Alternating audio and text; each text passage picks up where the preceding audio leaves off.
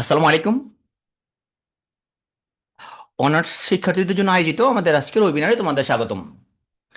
তো মেইন টপিকে যাওয়ার আগে আমরা একটা গল্প দিয়ে শুরু করি। গল্পের নাম হচ্ছে হাফিজ এবং মফিজের গল্প। তো এই দুজনের জন্য দুটো কেরিয়ার ট্র্যাক। হাফিজের কেরিয়ার ট্র্যাক আমরা নাম দিলাম নাম্বার 1 কেরিয়ার ট্র্যাক। হাফিজ চিন্তা করলো যে ইন্টারমিডিয়েট কমপ্লিট করার পরে সে ভার্সিটিতে ভর্তি হয়েছে, অথবা মেডিকেল কলেজে ভর্তি হয়েছে, অথবা ইঞ্জিনিয়ারিং সে ভর্তি হয়েছে, যেখানেও সে ভর্তি হলো বা ডিগ্রি কোর্সে ভর্তি হয়েছে। সে সে চিন্তা করলো 18 থেকে 24 বছর বয়সটা, এটা সে একাডেমিক পড়াশোনা করবে। এর পাশাপাশি সে এত কঠোর পরিশ্রম করবে, তার কেরিয়ারের জন্য প্ল্যান করে ফেলবে সামনে সে কি করবে। যেহেতু সে পড়াশোনা করা অবস্থায় তার কেরিয়ার প্ল্যান করে ফেলছে, মোটামুটি পাশ করার 1 থেকে 2 বছরের মধ্যে সে কোনো একটা চাকরি পেয়ে গেছে, ওটা শুরু করলো, অথবা সে ব্যবসা শুরু করতে পারে। হ্যাঁ, কিছু একটা শুরু করছে অনেক আর্লিতে। হ্যাঁ, এবং যখনই সে চাকরি বা ব্যবসা শুরু করছে, এবং সে তার সাথে আমার পরিচয় ছিল। হুম, আমার যেহেতু খুবই এখন আমার যে আগ্রহের জায়গাটা, সেটা ডাক্তারি থেকে সুইচ হয়ে তোমার বিভিন্ন ইনভেস্টমেন্ট স্ট্র্যাটেজি এগুলো নিয়ে আমার কাজ কারবার। তো আমার সাথে যোগাযোগ করলো, তখন আমি ওকে বললাম যে তুমি তোমার যে স্যালারি কত পাও, একটা কাজ করো, তুমি মাসে তুমি একটা সার্টেন অ্যামাউন্টের টাকা কিছু জায়গায় বিনিয়োগ করো। তো আমরা সেই প্ল্যানটায় যাব। ও বিনিয়োগ প্ল্যান সাজালো আমার কথা মতো। অপরদিকে মফিজের যে কেরিয়ার ট্র্যাক, সে চিন্তা করলো আমি ইন্টারমিডিয়েট পর্যন্ত এত কষ্ট করছি, এত কষ্ট করে ইউনিভার্সিটিতে চান্স পাইছি। হ্যাঁ, এখন এখানে এত পড়াশোনা করার কি আছে? হ্যাঁ, ঘোরাঘুরি করতে হবে প্রচুর, লাইফটা তো এনজয় করতে হবে। হ্যাঁ, প্রচুর এনজয় করতে হবে এখানে, কারণ এই এনজয় করার টাইমটা তো আর পাবো না। হুম, এই যৌবনে কেন আমি এখানে কষ্ট করবো? যৌবনে করতে হবে, প্রচুর এনজয় করতে হবে, বুড়া বয়সে কষ্ট করবো দরকার হলে। আমার বয়স যখন 40-50 হয়ে যাবে, তখন কঠোর পরিশ্রম করব। হ্যাঁ, এর আগে যতদিন বয়স আছে, আমার আমার ব্রেইন আছে, আমার মেধা আছে, যতদিন পর্যন্ত আমি শুধু প্রচুর এনজয় করতে হবে জীবনটাকে। তো এটা করতে করতে সে আর একাডেমিক পড়াশোনা করা অবস্থায় চাকরি বাকরি ক্যারিয়ার নিয়ে তেমন একটা প্ল্যান করে নাই। পাশ করার পরে চাকরির জন্য সে আরেকটা অনার্স করা শুরু করছে।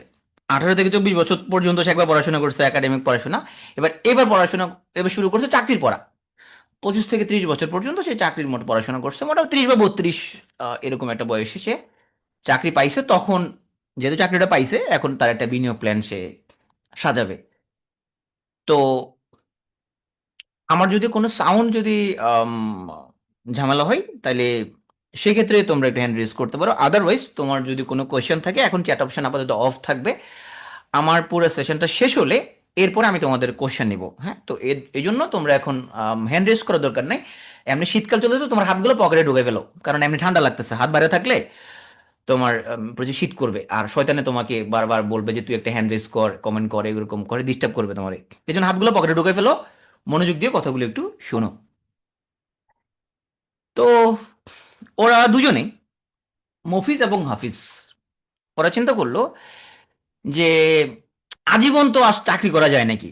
হুম, যে নর্মালি সরকারি চাকরিজীবীরা 59 বছর বয়সে অবসর নেই, অন্যান্য প্রাইভেট জবে হয়তো আরো কিছুদিন কন্টিনিউ করে। তো ওদের দুজনের প্ল্যান হচ্ছে যে তারা 59 বছর পর্যন্ত চাকরি করবে না, তারা আর্লি রিটায়ারমেন্টে যাবে। আর্লি রিটায়ারমেন্টে যাওয়ার জন্য যে কাজটা করতে হয়, যে কে যদি ঠিক করে যে 45 ইয়ার্স ওল্ড যখন হবে তখন আর্লি রিটায়ারমেন্টে যাবে, তো তখন তার মান্থলি যে ইনকাম, সরি, তার মান্থলি যে খরচ, ওই সময় মান্থলি যে খরচটা, এটা সে কোথেকে আবার করবে? প্যাসিভ ইনকাম থেকে আবার করবে। প্যাসিভ ইনকাম কেমনে হবে? সে বিভিন্ন জায়গায় বিনিয়োগ করে রাখবে, স্টক বন্ড বিভিন্ন জায়গায় বিনিয়োগ করে রাখবে, ব্যবসা বাণিজ্যে বিনিয়োগ করে রাখবে, সেখান থেকে তার মুনাফা আসবে, সেটা দিয়ে সে চলবে। তো এটা করার জন্য একটা হিসাব আছে। হিসাবটা হচ্ছে কে কখন তোমার আর্লি রিটায়ারমেন্ট যাইতে পারবে, ডিপেন্ড করবে।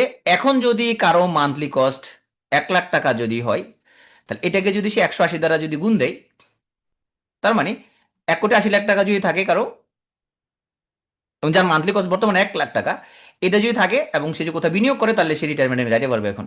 হ্যাঁ, রুলস অফ থাম এটাকে হিসাব আছে যে 180 দিয়ে গুণ করলে এটা যদি থাকে তার পোর্টফোলিও, তাহলে মোটামুটি সে এখন কোনো কাম কাজ না করলে হবে, বাকি জীবন চলে যাবে তার, যদি তার খরচটা যদি সে এখানে লিমিটেড রাখতে পারে। তো এই প্ল্যানে হাফিজ এবং মফিজ ওরা দুজনেই ওরা চিন্তা করলো যে মাসে 5,000 টাকা বিনিয়োগ করবে। এমন জায়গায় বিনিয়োগ করবে যেখানে মোটামুটি কম বেশি 12% অ্যানুয়াল রিটার্ন পাওয়া যায়। দেখা গেছে যে ব্যাংকে ডিপিএস করলে এটা 12% অ্যানুয়াল রিটার্ন কখনো দিতে পারবে না। হ্যাঁ, পৃথিবীর সবচেয়ে খারাপ স্টক মার্কেটটাও তো যদি সে কোনো মিউচুয়াল ফান্ডে বিনিয়োগ করে, তাহলে লং টার্মে অ্যানুয়াল রিটার্ন কিন্তু 12%-এর চেয়ে বেশি। পৃথিবীর সবচেয়ে খারাপ স্টক মার্কেটে বিনিয়োগ করলো ওইটা পাবে। মিউচুয়াল ফান্ডে যদি সে বিনিয়োগ করে, তো ওরা চিন্তা করে একটা ভালো মিউচুয়াল ফান্ডে বিনিয়োগ করবে, মোটামুটি ওরা লং টার্মে যেহেতু করবে, তো আমরা ধরে নিতে পারি ওরা মোটামুটি 12% মতো একটা রিটার্ন ওরা পাবে। এই রিটার্নটা বছর শেষে চক্রবৃদ্ধি করবে। চক্রবৃদ্ধি মানে হচ্ছে যে প্রথম বছর তারা 1 বছরে 60,000 টাকা বিনিয়োগ হবে। সো প্রথম বছর তারা 7,200 টাকা প্রফিট পাবে। হ্যাঁ, ওই 7,200 টাকা আবারই ইনভেস্ট করে ফেলবে। হ্যাঁ, এটা চক্রবৃদ্ধি বলে। প্রতি বছর তারা বিনিয়োগ 10% করে বাড়াবে, কারণ ওর স্যালারি বাড়তেছে। সো প্রথম বছর যদি সে হচ্ছে যে বিনিয়োগ করে 5,000 টাকা, এর পরের বছর বিনিয়োগ 5,500 টাকা। হ্যাঁ, এইভাবে তার বিনিয়োগটা সে এর পরের বছর সে 5,500 টাকা 10% করে বাড়াবে। হ্যাঁ, তো এটা করে তো আমরা যেটা মনে করি যে আমাদের মফিস, সে 32 বছর বয়সে চাকরি শুরু করছে। 15 বছর পর তার বয়স হবে 47 বছর। হ্যাঁ, অপরদিকে আমাদের হাফিজ, সে যদি 27 বছর বয়সে চাকরি শুরু করে, তাহলে 47 বছর পর্যন্ত পৌঁছাতে পৌঁছাতে ও 20 বছর সময় পেয়ে যাবে বিনিয়োগ করার জন্য। আমাদের দেখতে হবে এখন, একজন বিনিয়োগ করছে 15 বছর, আর একজন বিনিয়োগ করছে 20 বছর। তো 5 বছর এমন আর কি পার্থক্য হবে? 5 বছর কি আর পার্থক্য হবে? মফিজ হতে 5 বছর পরে শুরু করছে আর কি তার বিনিয়োগ করাটা। তো এটা কি খুব বেশি পার্থক্য আসলে হবে? হইলে কত 2-1 লাখ টাকা বা এরকমই তো হওয়ার কথা। আমরা একটু দেখে আসি একটু। হ্যাঁ, চলে হিসেব নিকাশ করে আসি যে আমরা দেখব, বা আমরা যদি ধরি যে একজন চাকরি শুরু করছে 25 বছর বয়সে, একজন 30 বছর বয়সে, তাইলে আমরা দেখব যে 45 বছর বয়সে তোমার কার পোর্টফোলিওতে কত আছে। চলো আমরা একটু এটা হিসাব নিকাশ করে আমরা জিনিসটা বের করার ট্রাই করি। হ্যাঁ, তো আমি এখানে একটা ক্যালকুলেটর ইউজ করছি, অনলাইনে তোমরা পাবা, যে তোমার কম্পাউন্ড ইন্টারেস্ট ক্যালকুলেটর লিখলে এরকম একটা পাওয়া যাবে। আমি একটু জুম করি। হ্যাঁ, তাহলে বিগিনিংয়ে ওরা 5,000 শুরু করছে, বছরে এমন জায়গায় বিনিয়োগ করলো, ধরলাম খুব ভালো কোনো মিউচুয়াল ফান্ডে বিনিয়োগ করলো 12%, এর চেয়ে বেশি পাওয়া যাবে ভালো কোনো মিউচুয়াল ফান্ডে বিনিয়োগ করলে, ধরলাম 12% সে পাবে। সে এটা কম্পাউন্ডিং হবে ইনওয়ালি। আমরা দেখব যে এভাবে যদি সে 15 বছর যদি বিনিয়োগ করে, সো 15 বছর দিলাম এখানের মধ্যে, মান্থলি 5,000 টাকা দিবে, এবং প্রতি বছর তার টোটাল বিনিয়োগটা 10% সে বাড়াবে। হ্যাঁ, একটা ইনফ্লেশন রেট দিয়ে দিলাম আমরা, যাতে আমরা বুঝতে পারি টাকার অ্যাকচুয়াল ভ্যালুটা কত। আমরা 15 বছর পরে দেখি কত আসবে এটা। এভাবে যদি কেউ বিনিয়োগ করে যায়, তাইলে 15 বছরে তার টোটাল ডিপোজিট হবে 19 লাখ টাকার মতো, আর এখানে ভ্যালুটা হবে 41 লাখ টাকার মতো। 15 বছর যদি কেউ করে, আমরা এখন দেখি তাইলে আমাদের মফিজ ভাই, সে 15 বছরে বিনিয়োগটা করার কারণে সে 41 লাখ টাকা পাবে। অপরদিকে আমাদের হাফিজ ভাই, সে কিন্তু 20 বছর টাইম পেয়েছে। দেখি হাফিজ ভাই কত পাবে। সে যে 5 বছর বেশি টাইম পাইলো আগে শুরু করার কারণে, ওর কি অবস্থা? হাফিজ ভাই 20 বছর টাইম পেয়েছে আগে শুরু করার কারণে, দেখি তো কতটুকু পার্থক্য হয়ে যায়। যেখানে মফিজ ভাই 15 বছরে এটা কন্টিনিউ করে সে 41 লাখ টাকা পাইছিল, মফিজ আমাদের হাফিজ ভাই 5 বছর আগে শুরু করার কারণে ওর বিনিয়োগ ভ্যালু হয়েছে 93 লাখ, ডাবলের বেশি। এখন আমাদের মফিজ ভাই তো মন খুব খারাপ, ও চিন্তা করলো আরো 5 বছর ওয়েট করে দেখি পার্থক্য কেমন হয়। আমাদের হাফিজ ভাই যদি 25 বছর কন্টিনিউ করে, পোর্টফোলিওতে কত হবে দেখি আমরা। হিসেবটা কন্টিনিউ করলে তার পোর্টফোলিওতে দাঁড়াবে 1,97,00,000 টাকা। এই সিস্টেম যদি সে মেনটেন করে, এই টাকা দিয়ে মোটামুটি রিটায়ারমেন্টের জন্য এনাফ। সে এখন চিন্তা করলো আমি চাকরি বাকরি করবো না, ছেড়ে দিব। 20 বছর 25 বছর চাকরি করে ফেলছে, আর কি চাকরি করবো? 25 বছর চাকরি করা এনাফ মোটামুটি। সে এখন রিটায়ারমেন্টে চলে গেছে, চিন্তা করছে আমি এখন চাকরি বাকরি করবো না, এখন আমি এই টাকা দিয়ে ঘোরাঘুরি করবো, একটু মৌজ মাস্তি করবো, হ্যাঁ, বুড়ো হয়ে গেছে মোটামুটি। সো আর কি পরিশ্রম করব। এই দুজন গল্প দেখে আমরা কি দেখলাম? আমরা যেটা দেখলাম, 5 বছরটা আপাত দৃষ্টিতে এটা খুব বেশি সময় না। চাকরি 5 বছর আগে পাইলেও কি, পরে পাইলেও কি। কিন্তু আমরা দেখলাম যে বিনিয়োগের ক্ষেত্রে, যে 5 বছর আগে বিনিয়োগ করা শুরু করছে, কম্পাউন্ডিং ইফেক্টের কারণে, 5 বছর আগে শুরু করার কারণে আমাদের মফিজ যেখানে সে 15 বছরে 41 লাখ টাকা ভ্যালু, হাফিজ সেখানে 93 লাখ টাকা ভ্যালু। মাত্র 5 বছরের জন্য হাফিজ জাস্ট দ্বিগুণ ধনী হয়েছে ওর কাছে। এবং আরো 5 বছর যদি কন্টিনিউ করতে পারতো, তাহলে মফিজ হলো 50 বছর বয়সে মফিজ হলো 93 লাখ, হাফিজ হচ্ছে 1,97,00,000। হাফিজের পক্ষে আসলে 50 বছর বয়সে রিটায়ারমেন্টে যাওয়া মোটামুটি পসিবল। মফিজের পক্ষে শুধু 93 লাখ টাকা নিয়ে রিটায়ারমেন্টে যাওয়া খুবই রিস্কি। মাত্র 5 বছর আগে শুরু করছে কেরিয়ারটা হাফিজ, তার বিনিয়োগ প্ল্যানটা মাত্র 5 বছর আগে শুরু করছে। কিন্তু সময়টা 5 বছর হইল, বিনিয়োগের ক্ষেত্রে 5 বছর অনেক বড় একটা সময়। কম্পাউন্ডিং ইফেক্টের জন্য এটা অনেক বড় একটা সময়। তুমি দেখো 55 বছর বয়সে হাফিজের কাছে কত থাকবে, মুফিজের কাছে কত থাকবে, তখন দেখবা যে তুমি আরো খুবই আহ, এই পার্থক্যটা আরো বেশি টের পাবা। তাহলে আমরা যদি মনে করি যে এই হিসাবে তুমি খুব কনভিন্সড, যারা খুব আর্লি রিটায়ারমেন্টে যেতে চাও, এক জীবন চাকরি করতে চাও না, কত চাকরি করবা? একটা সার্টেন বয়সে গিয়ে চাকরি করবো না, অন্য কিছু করব, তাহলে তাকে আর্লিতে শুরু করতে হবে কেরিয়ার। 5 বছর আগে যদি কেউ চাকরি পাইতে হয়, তা তার জন্য প্রয়োজন আসলে একাডেমিক পড়াশোনার পাশাপাশি চাকরির প্রস্তুতি। মানে যদি তুমি হাফিজের ট্র্যাক ফলো করতে চাও, যারা এখানে মফিজ আছো, তারা আমার সেশনটা শোনার আসলে দরকার নেই, কারণ তুমি তো মেনে নিচ্ছি তুমি মফিজ। তাহলে তুমি কেন খামাকা এই সেশনটা শুনবা? তোমাদের সাথে আছে আমি ডাক্তার শামসুল আরিফিন। আমি 37 BCS এর ক্যাডার। আমি পিটিওর ফাউন্ডার এবং এখানে চিফ ইনস্ট্রাক্টর। আর বর্তমানে আমি ডাক্তারি করি না, আমার আগ্রহ জাগে হচ্ছে বিভিন্ন রকমের ইনভেস্টমেন্ট স্ট্র্যাটেজি, সেটা স্টক এবং আদার্স যত ইনভেস্টমেন্ট ভেহিকেল আছে এগুলো নিয়ে আম, পরামর্শ দেয়া, হ্যাঁ, বা এগুলো নিয়ে হচ্ছে যে আমার এখন কাজ কারবার। আর আমি এখন মূলত দুবাই থাকি, তো এই মুহূর্তে আমি এখন দেশে আছি। তো ভার্সিটিতে তোমার দুই রকম বড় ভাই আছে, হ্যাঁ। একরকম বড় ভাইরা তোমাকে বলবে, আরে ভর্তি হয়েছে ভার্সিটিতে, এখন কি প্যারা নাই, চিল, হ্যাঁ। এটা হচ্ছে একরকম বড় ভাই। এবং আর কি বলবো, ওরা বলবে তুমি ভর্তি হয়েছো শুধু ঘোরাঘুরি করবা, আরে এখন মেয়ে এখন এনজয় না করলে কখন করবা? সো লাইফে প্রেম ভালোবাসা যা আছে সব তো এখন করে ফেলাইতে হবে, এখন না করলে কখন? হ্যাঁ। এই বড় ভাইদের যারা পক্ষে আসো, তোমাদের জন্য আজকে সেশনটা না। আর যারা আমার পক্ষে যারা আসো, আমি বলবো যে এই সময়টা কঠোর পরিশ্রম করতে হবে। যারা বলছে ভার্সিটির টাইমটা প্রচুর প্রেম ভালোবাসা করতে হবে, প্রচুর সময় অপচয় করতে হবে, আমি বলবো কোনো দরকার নাই, তুমি ওই সময় পড়াশোনা করবা, চাকরি বাকরি পাওয়া যাবে, আগাপাগে বিয়ে শাদী করে ফেলবা, বাচ্চা কাচ্চা হয়ে যাবে, তাড়াতাড়ি রিটায়ারমেন্টে চলে যেতে পারবা। এবং আমি এখানে কোনো কথা এমন কথা বলবো না যেটা আমি নিজে ফলো করি নাই, এমন কোনো কথা বলবো না আমি যেটা আমি ফলো করি নাই। আমি সরকারি চাকরিতে ঢুকছি, 5 বছর চাকরি করছি, এখন আমি চাকরি করি না। তোমরা যে বয়সে প্রেম করছো সে বয়সে আমি বিয়ে করে ফেলছি, এবং আমার বড় মেয়ের বয়স এখন 11 বছর। হ্যাঁ। সো আমি তোমাদের এখানে এমন কোনো কথা বলবো না যেটা আমি আমার লাইফে ফলো করি নাই, সেটা একটা বাটপারি মার্কা ব্যাপার হইতো। আমি যা কিছু বলবো ওই জিনিসটা নিজে ফলো করার ট্রাই করছে।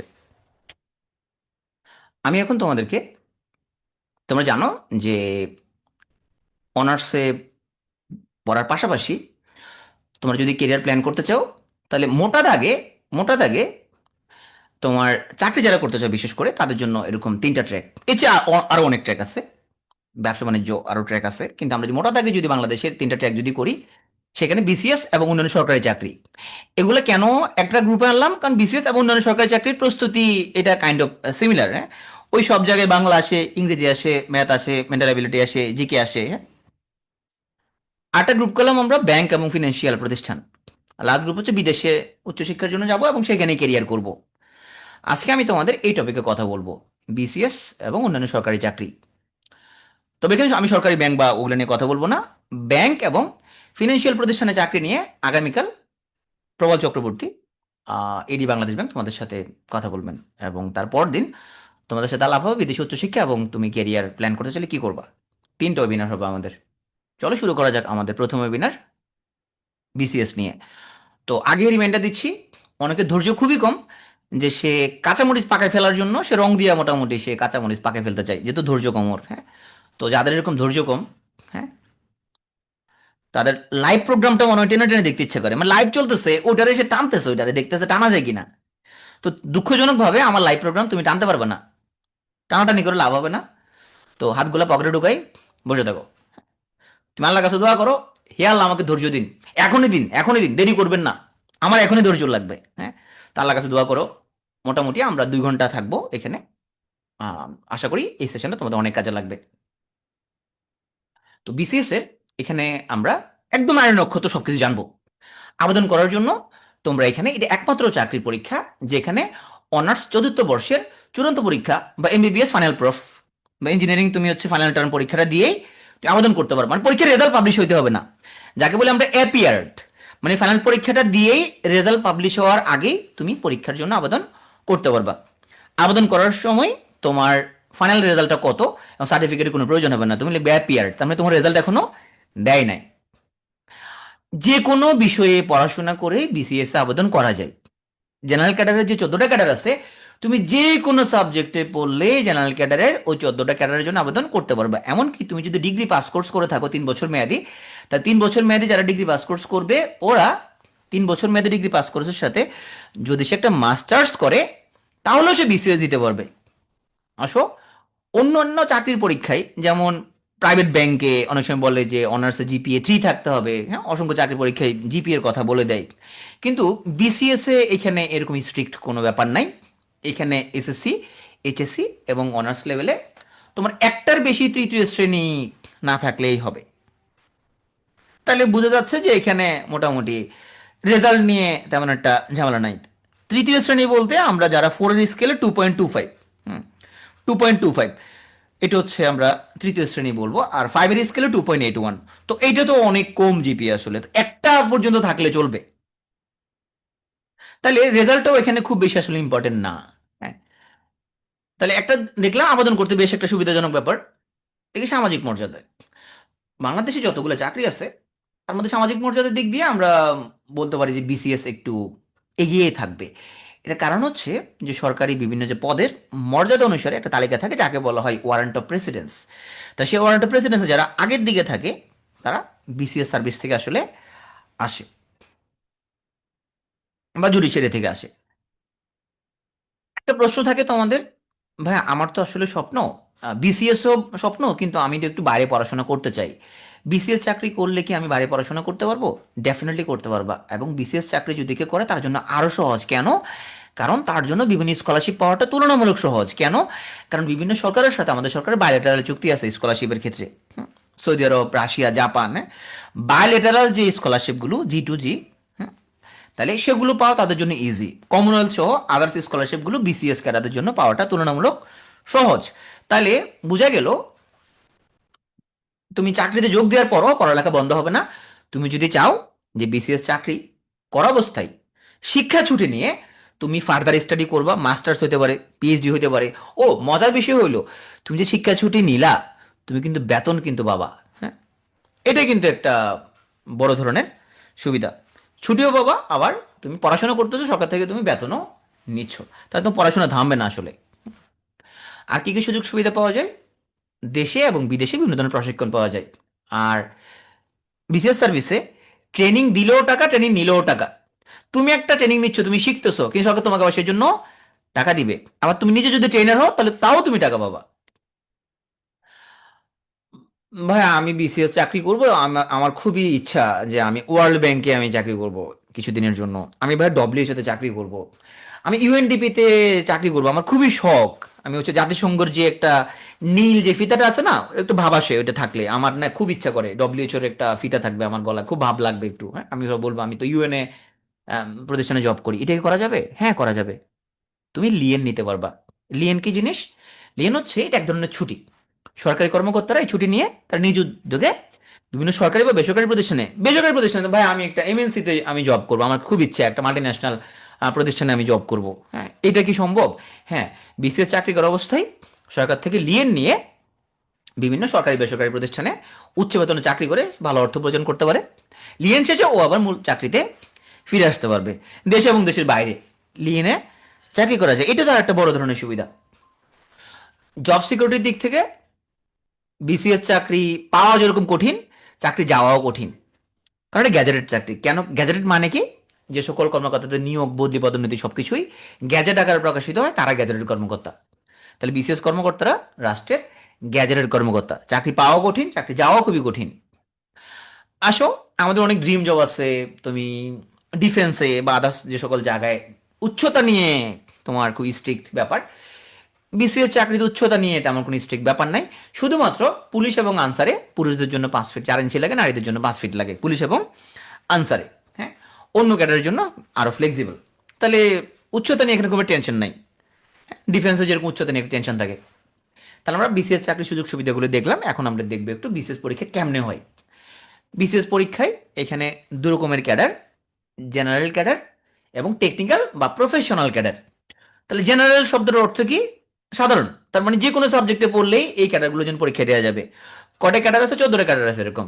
প্রশাসন, পররাষ্ট্র, পুলিশ, হ্যাঁ, কাস্টম, তারপরে audit, tax, railway, cooperative, family planning, তারপরে তোমার আনসার, হ্যাঁ, ফুড, তার পোস্টাল, ইনফরমেশন ক্যাডার, বাণিজ্য ক্যাডার। তাহলে এই 14টা ক্যাডার হচ্ছে তুমি যে কোনো সাবজেক্টে যদি গ্রাজুয়েশন করো, মানে অনার্স যদি করো, অথবা ডিগ্রি পাস কোর্স কমপ্লিট করার পরে তুমি যদি মাস্টার্স করো, তাহলে এই 14টা ক্যাডারের জন্য যে কেউ পরীক্ষা দিতে পারবে। এই 14টা ক্যাডার চাকরি কেমনে ভাই? তুমি যেরকম বিশ্ববিদ্যালয়ে ভর্তি পরীক্ষায় একটা চয়েস লিস্ট দিছো, তোমার প্রথম চয়েস ধরলাম হচ্ছে ইংলিশ, পরের চয়েস হচ্ছে বাংলা, তারপরে হচ্ছে জার্নালিজম। হ্যাঁ, তুমি যেরকম চয়েস লিস্ট দিছো, তোমার নিজের চয়েস লিস্ট এবং তোমার মেরিট লিস্ট, এই দুটা মিলে তোমার মেরিট অনুযায়ী যে সাবজেক্টটা তুমি পাবা ওটাই দিবে। ধরো একজনের প্রথম হয়ে গেল ভর্তি পরীক্ষায়, তার প্রথম হলে দেখা যাবে ডাক্তারের ক্ষেত্রে যেরকম চয়েস লিস্ট ধরলাম Dhaka medical, sir Salimullah medical, হ্যাঁ, সরাদি মেডিকেল। তাহলে একজন ভর্তি পরীক্ষায় প্রথম হয়ে গেল, তখন দেখবে ওর চয়েস লিস্টের প্রথম কোনটা। চয়েস লিস্ট প্রথম হলো ঢাকা মেডিকেল কলেজ, তাহলে ওটা সে পেয়ে যাবে। একজন চয়েস ধরলাম মেরিট লিস্টে সে 200তম হয়েছে, তো 200তম হয়ে যেতে গেছে, দেখলো তোর প্রথম লিস্ট কোনটা, দেখলাম প্রথম লিস্ট হলো ঢাকা মেডিকেল, তো ওটা ফিল আপ হয়ে গেছে, ওটা নাই। তখন তার সেকেন্ড লিস্ট কোনটা? সেকেন্ড লিস্ট হলো তার সলিমুল্লাহ মেডিকেল, ওটা পাবে। তাহলে তোমরা বিশ্ববিদ্যালয়ে ভর্তি পরীক্ষায় বা মেডিকেল ভর্তি পরীক্ষায় যেরকম চয়েস লিস্ট দাও, কিন্তু পাওয়ার জন্য তোমার মেরিট আগে আসতে হবে। তাহলে মেরিট পজিশন তোমার চয়েস, এই দুটা মিলাই যেরকম তোমরা সাবজেক্ট পাও বিসিএস এর মধ্যে এরকম। ফর্ম ফিল আপ করার সময় এই 14টা ক্যাডার তুমি চয়েস লিস্ট দিতে পারবে, কোনটা তোমার প্রথম চয়েস, কোনটা সেকেন্ড চয়েস। এখন তুমি প্রথম চয়েস দিলেই যে পাবা এরকম না, তোমাকে মেরিট লিস্টেও আসতে হবে, নাহলে তুমি কেমন পাবা? আগে তো মেরিট লিস্ট, তারপরে দেখাবে তোমার চয়েস। আসল টেকনিক্যাল বা পেশাগত ক্যাডারটা কি? আমরা অনার্সে যে সাবজেক্টে পড়াশোনা করছি সেই সাবজেক্ট রিলেটেড যে চাকরি তাকে বলা হয় টেকনিক্যাল বা পেশাগত ক্যাডার। যেমন আমরা বাংলা, ইংরেজি, পলিটিক্যাল সায়েন্স, ইকোনমিক্স, এই যে বিভিন্ন সাবজেক্টে পড়াশোনা করছি, এই সাবজেক্টগুলো থেকে পড়ে ন্যাশনাল ইউনিভার্সিটিতে লেকচারার পোস্টে যারা জব করতেছে, তাহলে ওইটা একটা বিসিএস চাকরি। ক্যাডারের নাম হলো বিসিএস সাধারণ শিক্ষা। যারা এখানে কৃষি থেকে পড়ছে ওরা কৃষি ক্যাডারে পরীক্ষা দিতে পারবে, যারা মৎস্য থেকে পড়ছে মৎস্য ক্যাডারে, যারা ডাক্তার ওরা স্বাস্থ্য ক্যাডারে। ডাক্তারের জন্য টেকনিক্যাল আরো একটা ক্যাডার আছে, সেটা হচ্ছে একটা তো হচ্ছে সহকারী সার্জন স্বাস্থ্য, আর একটা হচ্ছে ফ্যামিলি প্ল্যানিং এর মেডিকেল অফিসার। এখানে বলে রাখা ভালো, জেনারেল ক্যাডারের যে ফ্যামিলি প্ল্যানিং এটা কিন্তু সবাই দিতে পারবে। এটা তোমার স্বাস্থ্য রিলেটেড কোনো পোস্ট না, এখানে ডাক্তারি না, এটা অ্যাডমিনিস্ট্রেটিভ পোস্ট, এটা যে কেউ দিতে পারবে এই পোস্টের জন্য। আর ডাক্তারদের যে ফ্যামিলি প্ল্যানিং ওটা শুধু এমবিবিএস ডাক্তাররা দিতে পারবে। তাহলে ডাক্তারদের জন্য, এমবিবিএসদের জন্য টেকনিক্যাল হলো দুইটা, একটা হচ্ছে সহকারী সার্জন মানে স্বাস্থ্যকারের যেটা, আর একটা ফ্যামিলি প্ল্যানিং মেডিকেল অফিসার। ডেন্টিস্টদের জন্য অবশ্য ওরা ফ্যামিলি প্ল্যানিং মেডিকেল অফিসার দিতে পারবে না, শুধু এমবিবিএসটা। ফরেস্ট্রি থেকে যারা পড়ছে ওরা বিসিএস বন। এখন এখানে ধরো এই বন, বিসিএস বন এখানে পরীক্ষা দেওয়ার জন্য শুধুমাত্র ফরেস্ট্রি না, যারা বোটানি থেকে পড়ছে ওরাও দিতে পারবে। তো এরকম আমরা দেখব কিছু কিছু ক্যাডারে, কিছু কিছু আমরা ক্যাডারে দেখব যে কয়েকটা সাবজেক্টে পড়াশোনা করলে সেই ক্যাডারে পরীক্ষা দেওয়া যাবে। ধরো আইসিটি, তাহলে আইসিটিতে তোমার যারা সিএসসি থেকে পড়ছে ও আইসিটি ক্যাডারের জন্য দিতে পারবে, ট্রিপলি থেকে যে পড়ছে সেও দিতে পারবে। হ্যাঁ, আরো অনেকগুলো সাবজেক্ট আছে, ওরা সবাই আইসিটিতে দিতে পারবে। তাহলে এইটা আমরা কেমনে বুঝবো? এটা বোঝার জন্য তোমাকে প্রত্যেকটা বিসিএস সার্কুলারটা পড়তে হবে। কই পাওয়া যাবে? bpsc.gov.bd, bpsc.gov.bd, এই ওয়েবসাইটে গিয়ে তুমি যখন, এখন যেরকম 50তম বিসিএস চলতেছে, এটা প্রিলি হবে 30 জানুয়ারি, এটা সার্কুলারটা ডাউনলোড করলে তুমি এখানে সবগুলো ক্যাডার দেখতে পাবা এবং কোন ক্যাডারে পরীক্ষা দেওয়ার জন্য তোমার শিক্ষাগত যোগ্যতা কি লাগবে সেটা তুমি পেয়ে যাবা। ধরো তোমার পরিসংখ্যানবিদ পোস্টের জন্য ম্যাথমেটিক্স থেকে পড়লেও তুমি দিতে পারবা, আবার পরিসংখ্যান থেকে পড়লেও তুমি সেই সাবজেক্টে পরীক্ষা দিতে পারবা। তাহলে টেকনিক্যাল বা তুমি নিজে কোন কোন টেকনিক্যাল ক্যাডারে পরীক্ষা দিতে পারবা, এটার জন্য তোমাকে অবশ্যই একটা বিসিএস এর সার্কুলার ডাউনলোড করে ভালো করে পড়তে হবে। এটা হচ্ছে একজন প্রার্থীর প্রথম যোগ্যতা, একটা চাকরির সার্কুলার ভালো করে পড়তে পারা। যে সিভিল থেকে পড়ছে ও যেরকম গণপূর্তে যেরকম পরীক্ষা দিতে পারবে, ও জনস্বাস্থ্য প্রকৌশলও দিতে পারবে, আবার রেলওয়ে প্রকৌশলও ওদের জন্য পোস্ট থাকে। তাহলে সিভিল থেকে পড়লে কিন্তু আবার, তাহলে একটা সাবজেক্টের একাধিক টেকনিক্যাল ক্যাডার থাকতে পারে। ধরো বিশেষ পরিসংখ্যান, ম্যাথ থেকে যে পড়ছে সে পারবে, ইকোনমিক্স থেকে যে পড়ছে সে পারবে, স্টার থেকে যে পড়ছে সেও পারবে। ক্লিয়ার? ধরো কেমিস্ট্রি লেকচারের পোস্টের জন্য যে পিওর কেমিস্ট্রি পড়ছে সেও পারবে, অ্যাপ্লাইড কেমিস্ট্রি যে পড়ছে সেও পারবে, বায়োকেমিস্ট্রি যে পড়ছে সেও পারবে। ওকে, তাহলে তোমার প্রত্যেকের মনে একটা কোশ্চেন কাজ করে, ভাইয়া আমার সাবজেক্ট হচ্ছে এটা, আমি টেকনিক্যালে কোন কোন ক্যাডারে পরীক্ষা দিতে পারবো? এখন এটা আমি মুখস্থ করি নাই, এটা আমার তো মুখস্থ নেই বিষয়টা। তাহলে তুমি যে কাজটা করবা, এটা আনসার আমি দিব না, তুমি অবশ্যই আজকে ওয়েবিনারটা শেষে 50 বিসিএস সার্কুলার ডাউনলোড করবা, করে পোস্টের নামগুলো দেখবা, শিক্ষাগত যোগ্যতা দেখবা, বের করবা তুমি যে সাবজেক্টে পড়াশোনা করছো ওই সাবজেক্ট রিলেটেড টেকনিক্যাল ক্যাডার কি কি আছে। ও যে বললাম, যারা বোটানি থেকে পড়ছে সে বিসিএস ফরেস্ট্রি এটার জন্য পরীক্ষা দিতে পারবে, আবার বোটানি লেকচারার পোস্টের জন্য পরীক্ষা দিতে পারবে। আশা করি তোমরা বুঝতে পারছো এখন। ওকে, ডাক্তার যেরকম দুইটা টেকনিক্যাল ক্যাডার আছে, একটা হলো হেলথ আর একটা হচ্ছে ফ্যামিলি প্ল্যানিং। তাহলে আমরা আশা করি বুঝতে পারছি যে জেনারেল ক্যাডার কি জিনিস, টেকনিক্যাল ক্যাডার কি জিনিস। তোমার যেটা রিলেটেড নির্দিষ্ট কোনো সাবজেক্ট থেকে পাশ করা লাগবে ওগুলো হচ্ছে টেকনিক্যাল ক্যাডার বা প্রফেশনাল ক্যাডার। কেউ চাইলে উভয় ক্যাডারে পরীক্ষা দিতে পারবে। জিনিসটা কেমন? একজন ইঞ্জিনিয়ারের মনে হইলো, একজন সিভিল ইঞ্জিনিয়ার, সে চিন্তা করলো সে সিভিলের যে 3-4টা পোস্ট আছে সেগুলো অ্যাপ্লাই করবে তার টেকনিক্যাল ক্যাডার, আবার জেনারেল ক্যাডারের যে 14টা ক্যাডার সেগুলোর জন্য সে অ্যাপ্লাই করবে, এটাকে বলা হয় বোথ ক্যাডার। বা একজন ইকোনমিক্স গ্রাজুয়েট, সে চিন্তা করলো ইকোনমিক্সের টেকনিক্যাল ক্যাডার যেগুলো যেগুলো আছে, একটা হচ্ছে লেকচারার, হ্যাঁ এটা দিতে পারবে, আরও যদি কোনো পোস্ট থাকে সেগুলো দিল টেকনিক্যাল, এর পাশাপাশি জেনারেল ক্যাডারের 14টার জন্য অ্যাপ্লাই করবে, এটাকে বলা হয় বোথ ক্যাডার। একজন ডাক্তার মনে করলো সে টেকনিক্যালের জন্য বিসিএস হেলথ, বিসিএস হেলথ এবং বিসিএস ফ্যামিলি প্ল্যানিং এই দুটো যেরকম অ্যাপ্লাই করতে চাই, আবার সে জেনারেল ক্যাডারগুলোও চাই, তাইলে জেনারেল ক্যাডার 14টা, আবার তার জন্য যে টেকনিক্যাল দুটো আছে সেগুলো অ্যাপ্লাই করতে চাই, এটাকে বলা হয় বোথ ক্যাডার। তাহলে আমরা এখন দেখব যে জেনারেল ক্যাডারের সুযোগ সুবিধাগুলো কি কি আছে, একটু জাস্ট আমরা আলোকপাত করি তাহলে আমাদের সুবিধা হবে। হ্যাঁ, প্রথমে আসো একদম টপ ক্যাডার, যেটাকে একদম পশ ক্যাডার যেটাকে বলা হয়, হ্যাঁ সেটা হচ্ছে ফরেন ক্যাডার। এটা চয়েস লিস্টে সবার উপরেই থাকে। তাহলে এখানে কেন চয়েস লিস্টে এটা উপরে থাকে? প্রথমত ফরেন ক্যাডারে যেহেতু লোকজন কম, যে ক্যাডারগুলোতে লোকজন কম সেখানে কিন্তু প্রমোশনের সুযোগ অনেক বেশি। তাহলে খুবই ফাস্ট প্রমোশন এখানের মধ্যে। ট্রেনিং করলে সম্মানে এটা সব ক্যাডারে আছে। হ্যাঁ, দেশি বিদেশি ট্রেনিং এটা মোটামুটি বেশিরভাগ ক্যাডারে আছে। পোস্টিংয়ে থাকা অবস্থা ট্যাক্স ফ্রি গাড়ি কেনা যায়। এখানে মোটামুটি চাকরি যখন স্থায়ী হবে, চাকরি স্থায়ী হওয়ার কিছু ক্রাইটেরিয়া আছে, তার ফাউন্ডেশন ট্রেনিং থাকা লাগবে, ডিপার্টমেন্টাল এক্সাম পাস করা লাগবে। এগুলো করলে তখন দূতাবাসে পদায়ন করা হয়। দূতাবাসে যদি পদায়ন করা হয় তখন নিয়মিত বেতন ভাতার বাইরেও ফরেন ভাতা পাবে, বাসা ভাড়া পাবে, দুজন সন্তানের পড়াশোনা খরচ পাবে, হ্যাঁ পরিবার চিকিৎসা 90% খরচে পাবে, বিনোদন ভাতাও পাবে। যেহেতু এটা একদম পশ ক্যাডার, সুযোগ সুবিধা ডেফিনেটলি অনেক বেশি এখানে, কারণ এখানে পোস্ট তো কম থাকে, পোস্ট থাকে মাত্র 10টা 15টা এরকম। আসে প্রশাসন ক্যাডার। এই ক্যাডারের কাজ হলো অন্য সকল ক্যাডার অফিসারদের কাজের সমন্বয় করা। তাহলে তোমাদের একটা কোয়েরি থাকবে যে এখানে অনেস্টলি কি টাকা পয়সা আর কমানো যায়? অনেস্টলি তুমি অনেক টাকা পয়সা কামাই করতে পারবে, মোবাইল কোড পরিচালনা করলে সেখানে তুমি সম্মানী পাবা। হ্যাঁ, ট্রেনিং থেকে সম্মানিত আছে এখানের মধ্যে, বিভিন্ন জায়গায় ভিজিট করলে সেখানে ভাতা আছে। হ্যাঁ, তো প্রশাসন ক্যাডার কোনগুলো? এই যে ম্যাজিস্ট্রেট, এসিল্যান্ড, ইউনো, ডিসি, এগুলো হচ্ছে প্রশাসন ক্যাডার থেকে আসছে। ওকে, এখানে প্রমোশনটা কেমন হয়? একজন যোগদান করলো নবম গ্রেডে, সহকারী কমিশনের পোস্টে যোগদান করলো, মোটামুটি 2 থেকে 3 বছর পরে সে সহকারী কমিশনের ভূমি হয়ে যাবে।